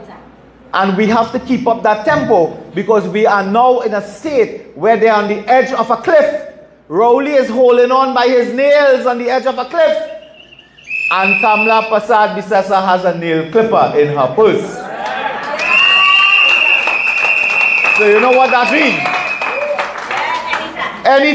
Anytime we are ready, we'll take them down, brothers and sisters. We'll take them out. And today, I want to reiterate some points made yesterday by the very, very honorable, the very intelligent member for Princestown, the Honorable Barry Padarat, who spoke yesterday, our Shadow Minister of Public Utilities. And yesterday, we made some points which I want to reiterate and deepen tonight in our conversation with you. Brothers and sisters, yesterday we expressed concern over the recent cybersecurity breaches. We have highlighted the unsettling lack of clarity surrounding the extent of these breaches. Do you know, brothers and sisters, the amount of state agencies that have been hampered, impaired, affected, hacked in the last couple of years? Let me read for you. We have had data hacking, undermining from the Office of the Attorney General and Legal Affairs, TSTT, PriceSmart, Courts, TT Post, we have confirmed now, Southwest Regional Health Authority.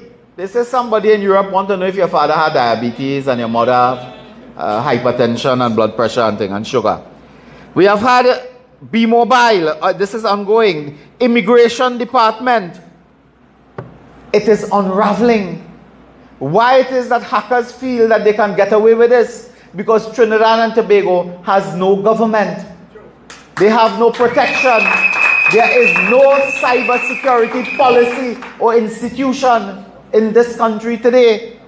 Brothers and sisters, I want to remind you that this did not start today. Indeed, brothers and sisters, in 2019, there was an article in the newspapers in 2019, it was the 26th of July 2019, which stated that several state enterprises have been hacked and their data stolen. 2019 is an article in the Trinidad and Tobago Guardian, 26th July 2019, that speaks of the Ministry of National Security, that speaks of other National Enterprise Development Company, Telecommunications Authority elsewhere. The point I want to make is that since 2019, this government knew that hacking, data breach was a problem, was a serious problem. They did nothing, absolutely nothing. Today, when it hit the fan, they fire Lisa Agard. I want to ask you something. 4 people dead in a pipeline 2 years ago. Anybody get fired? 4 people died in a pipeline. Not the, well, the report, I don't know where the report is. That in the pipeline too. And 4 people died, but you know, nobody was fired. No Newman George or George Newman or whoever. No Chow, Alison Chow or whoever. Nobody was fired. Data breach.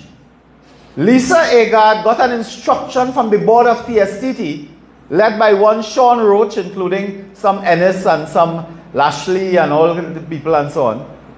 Dutton, Howard Dutton and so on.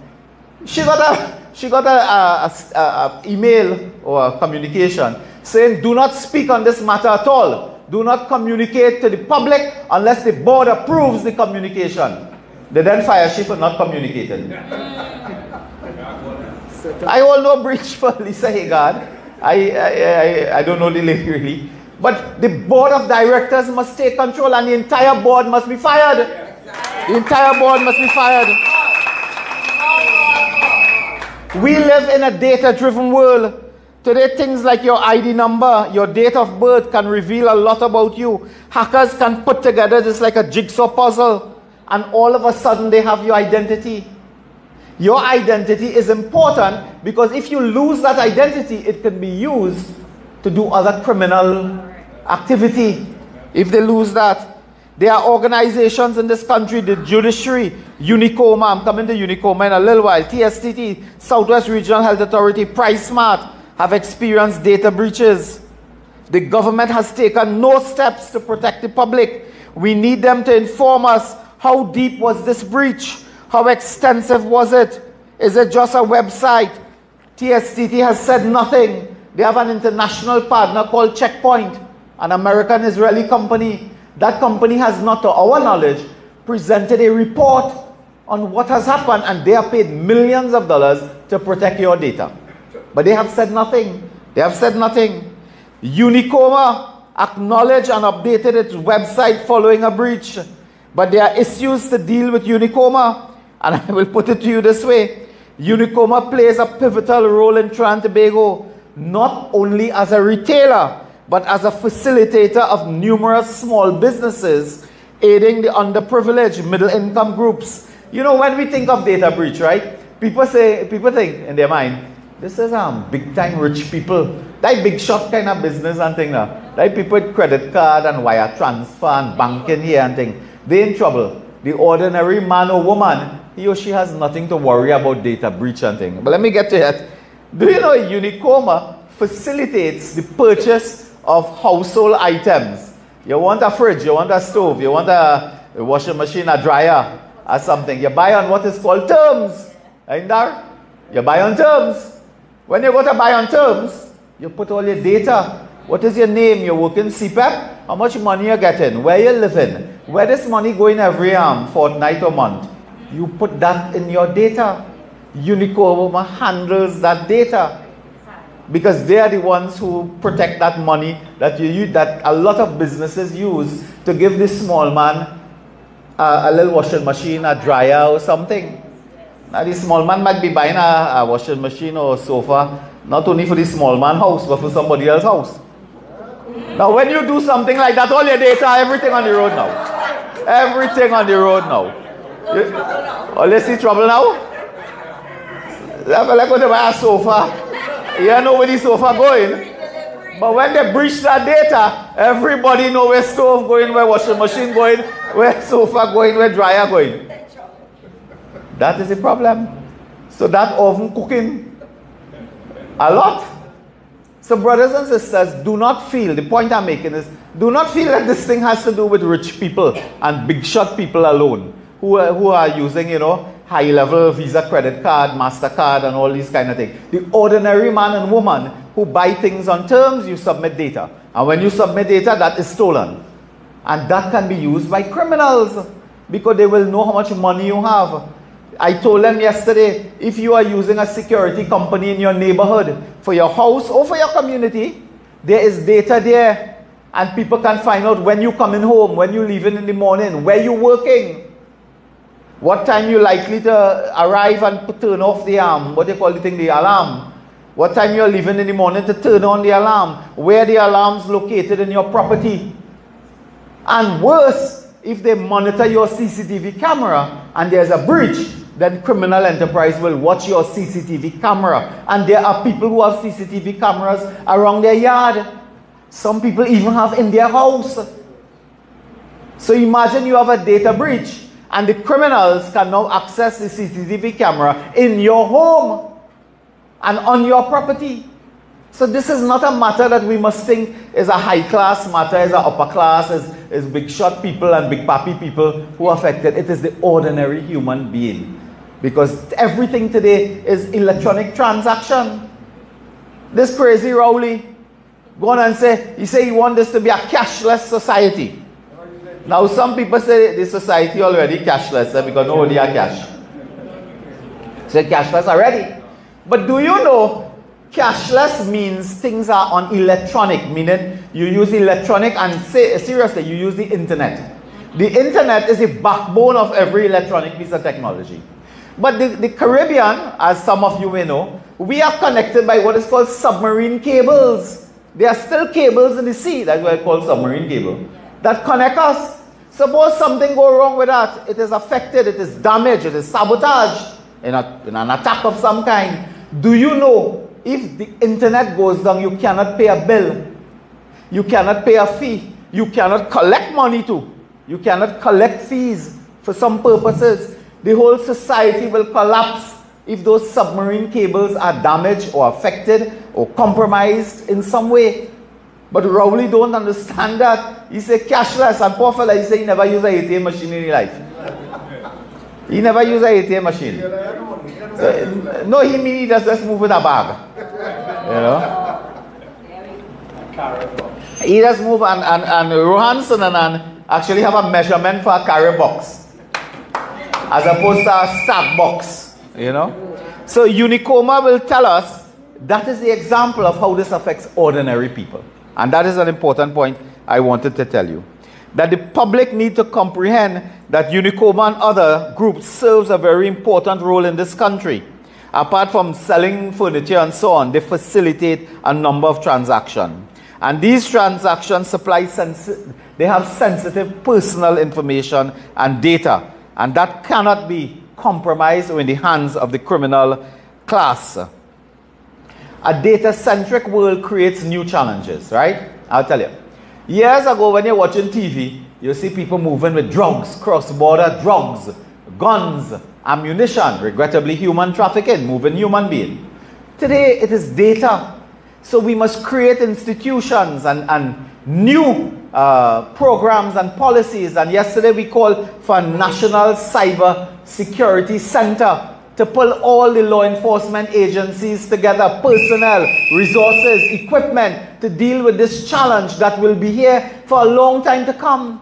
This is a challenge that will also face another UNC government. This is not a PNM challenge.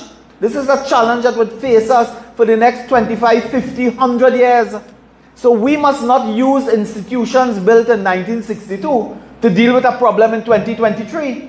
You have to build new institutions. There are people who are into academic work, who are into industry. They are trained, they are knowledgeable in technology. They have to also give us the benefit of their expertise on how we deal with that. So a National Cybersecurity Agency is a must that we must create to deal with this challenge that we face today.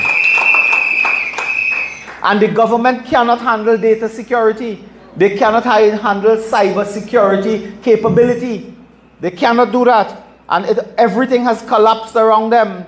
This hacking incident where 1.2 million customers of TSTT have lost their data to the criminal enterprise, to international hackers. This the PNM cannot deal with. They cannot, because they are not strong on law enforcement of any kind. So brothers and sisters, these are the issues that we face today. I also wanted to indicate to you, before closing up and so on, that the leadership of our party has been speaking on dealing with crime. We have asked that the government not only meet on crime, but institute new policies and programs. Mrs. Prasad Bisesa have spoken. Have you noticed she has spoken about stand your ground legislation? And that is something we must introduce, that persons can protect themselves in this time. So we have to ensure that we get the program, the policy, the laws in place to confront the new challenges that we face. You cannot confront it with an old national security institution, old national security minister, old policy. You need new, you need fresh change in order to do that. The other matter I wanted to raise with you before closing, because we are in this constituency. Now, when we were in office, as all of you know, we built a spanking new South Campus of the University of the West Indies. If we throw this bottle from here, we are in the university. What have they done? They kept it closed out of spite, out of malice. The Ramaitres Hindu School, the PTA president is here tonight. Parents are here tonight. They kept it closed for 8 years. Do you know children have graduated from the Ramaitres Hindu School and never went to the Ramaitres Hindu School? They went to Temple in Rock Road, where they could not do education in the way that normal children could. And we are very thankful that they had the temple and the Mahasabha facilitate that. But they could not go there with the food they want to eat for lunch. They couldn't go there and be in a school, a real school. Ramaitres in the school, UE South Campus. In Clark Road, Mrs. Prasad Bisesa constructed an educational center in Clark Road. If you go there now, what you see? Bush closed down. So brothers and sisters, we must work hard to ensure that we open the South Campus of the University of the West Indies. The Education Center in Clark Road. And might I say, the Kamla Prasad Bisesa Education Center in Clark Road. She had been the sole inspiration for that. Nobody inspired that as Kamla Prasad Bisesa, but she did in the constituency there. They left it. You know, and when I pass Clark Road, I cry when I see all the bush on that school and so on. It will take more money to rehabilitate that than it took to build it. You know, the PNM, part of their propaganda, I wanted to remind you, part of their propaganda. Nasty. Part of the propaganda, they talk about the OPV. When Kamla came and UNC come, we cancel the OPV. The OPV, offshore patrol vessel and so on, right? Massive, massive ship they wanted to buy. That size of that boat is the size of the Queen's Park Savannah. You could imagine today if they had that boat, what would happen? It would have had Karaili vine growing on that. Chicken and duck would have been hatching there. You could have put goat to graze on the boat. They cannot manage a Coast Guard vessel of 40 feet. They will manage a OPV. They cannot get fuel to put on the 6 Damian vessel that we buy. They will get fuel for the OPV. That would have been abandoned somewhere. They would have opened a museum and have Juve on it or something like that. Do a Juve like they're doing in San Fernando. They would have had Juve celebration on the OPV. That is what would have happened. Thank God the partnership government cancelled that and got $1 billion back of taxpayers' money by the work of Anand Ramlogan and Kamla Prasad Bisesa. And then they come now, they tell us about the Point Fortin Highway. The Point Fortin Highway was supposed to run from San Fernando to Point Fortin. It has no highway from San Fernando to Point Fortin. I challenge any one of you and those listening. Drive to San Fernando. Continue driving and see if you're going to end up in Point Fortin. You will end up in the Gucharan River right here. You will end up in the river because the highway have 4 missing pieces. They built a highway with 4 missing pieces. Debe, you have to come off Debe and find your way somehow through the M2 Ring Road and so on to Paria Suite to get down there. When you go Paria Suite, it have 3 or 4 places that you come off the highway, go through a village and then you come back. If you are the most diligent, well-known man or woman in South, you will get lost. So forget tourists and so on. They have broken up this highway and they have busted up like a jigsaw puzzle and 4 pieces missing. And they boasting, they boasting we build the highway. Build what? There is no highway. Our concept, our vision was when you leave the lighthouse, Rising Road, Pottersville, you take one drive without a traffic light and you reach Point 14. Today, you have to wiggle and worm and find your way through about 4 missing pieces. I went on the highway one day, they opened it. So I said, well, I have to take a drive. When I go along there, I see Sheila Roti Shop. I see Jar Delicacy. I said, but there's not the highway. They said, no, there's the old main road. You have to come off and then come back on the highway. But they boasting like they do some great thing. That highway is ours. The Point 14 Hospital was built by the People's Partnership Administration. The PNM never built that. They stall it, so they're going to take 2 more years to open it and claim it's their own. And that has been the governance of the PNM. So brothers and sisters, I raise these matters to tell you that you have to be mindful of their propaganda. You know one thing about the PNM, I mean, I don't praise the PNM never in my life, and I will not do it until, I will not do it in my life, and maybe after too, I will still not do it. But they talk about, you know, but you see propaganda, somehow they're good at that. Yeah. Somehow they're good at propaganda. Telling people we cancel the OPV. Telling people, I mean, the partnership, the this, the that, with this, with that. Their propaganda is loud. So our truth must be louder. That is the point. Our truth must be louder than their propaganda. I raised a matter the other day, Trash Trail in somewhere in the East-West Corridor, Trash Trail, Aruka, somewhere there. Do you know today I have received confirmation from officers of the Housing Development Corporation, HDC, that indeed several buildings in that housing estate must now be demolished completely. What? They have reached the point now where a report has come in from the structural engineer indicating that what they thought they could have fixed, they cannot fix, and they have to demolish 3 or 4 housing unit buildings, which is really 100 housing units built in Trash Trail by the HDC, has to be demolished because they had no management, because they had corruption, mismanagement, that they could not manage and project manage a small housing estate. I am proud that when we were there, and I served as Minister of Housing, man, we built house in Union Hall, we built house in Princestown, we built house in Shoguanas, we built house in East-West Corridor. And here what? Not one house fall down. None fall down. We built 9 police stations, none fall down. We built 2 fire stations, Mayaro Penal, none fall down. We built 7,000 houses. Huh? No, the Penal fire station didn't fall down, Seotiong fall down. We built 7,000 homes, none fall down. We outfit the government campus. You know, nobody says anything that we spent $1 billion outfitting the government campus. We never hear somebody say a drop of water from rain fall on their head. Nothing, you know. They spent $441 million in the Red House. All our we parliamentarians had to get up one day and run.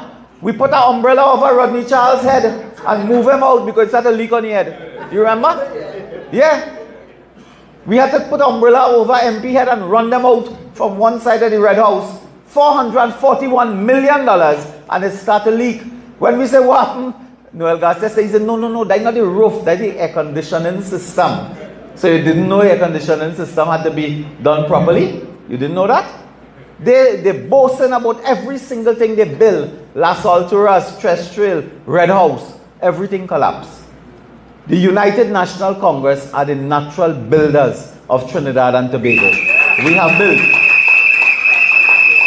Kamla Prasad Bisesa, Jerlene John, myself and others, Suraj Rambachan, Tim Gopi Singh, Fazal Karim, all of these people, they have built. And they will build again. We will build again. So brothers and sisters, as I close up, I ask you to keep strong, keep united. And you know, when I talk about unity, I always talk about unity because people tell me, you know, oh, they're hearing this about the party, they're hearing that about the party. I want to tell you something. The only thing you must hear about this party is that it is united, it is cohesive, it is strong, it is focused. Our leader, Mrs. Kamla Prasad Bisesa, is providing a great vision for us at this time.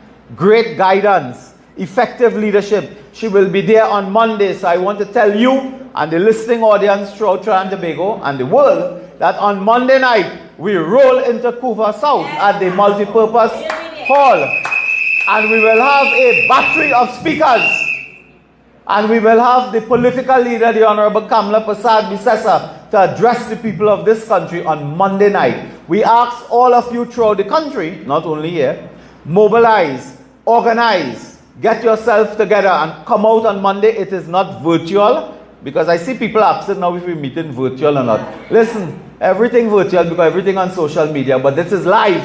This is action. This is human being. Come out on Monday night and let us address the people on the critical issues facing Trinidad and Tobago. My brothers and sisters, thank you all. Long live the great people of Oropouche. Long live the great people of Oropouche East. Long live the United National Congress. And surely, as the sun rises in the morning, victory will come to the UNC. Thank you and God bless you all.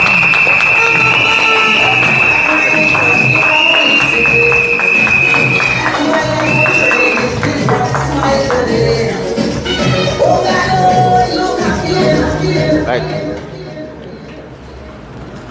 Brothers and sisters, as we close tonight, it falls upon us to thank you all for coming out here this afternoon. As MP Munilal would have indicated, with such short notice, we are out here in your numbers. Everybody braved the weather this afternoon and came out here this afternoon. And we listened to the dynamic speakers this afternoon. Our plans when we return to government to develop Trinidad and Tobago. And this signals our return to government. And there are a few reminders for you this afternoon, brothers and sisters. We want to remind you to subscribe to our YouTube channel. That's youtube.com at UNC Official YT. Go on the YouTube channel, subscribe to the YouTube channel. Follow us on the Facebook, facebook.com/UNC Official FB. And there also we want to remind you of the Monday night report this Monday, 20th November at Couva South Multipurpose Hall, with the feature address by the Honorable Kamla Prasad Bisesa. And under the patronage of the political leader, we also want to remind you of the 5K run on Sunday, December 3rd at 4 p.m. It starts at the Chaguanas Borough Corporation, and registration is at the office of the MP for Caroni Central, the Honorable Arnold Ram, or you can call the number 684-0898. That's the number for registration for the 5K again on the 3rd of December at 4 p.m. Thank you, brothers and sisters, for joining us here this afternoon. And as we leave, the MPs who hosted us this afternoon remind you that there's light refreshment being served, and please partake. And we thank you all, brothers and sisters.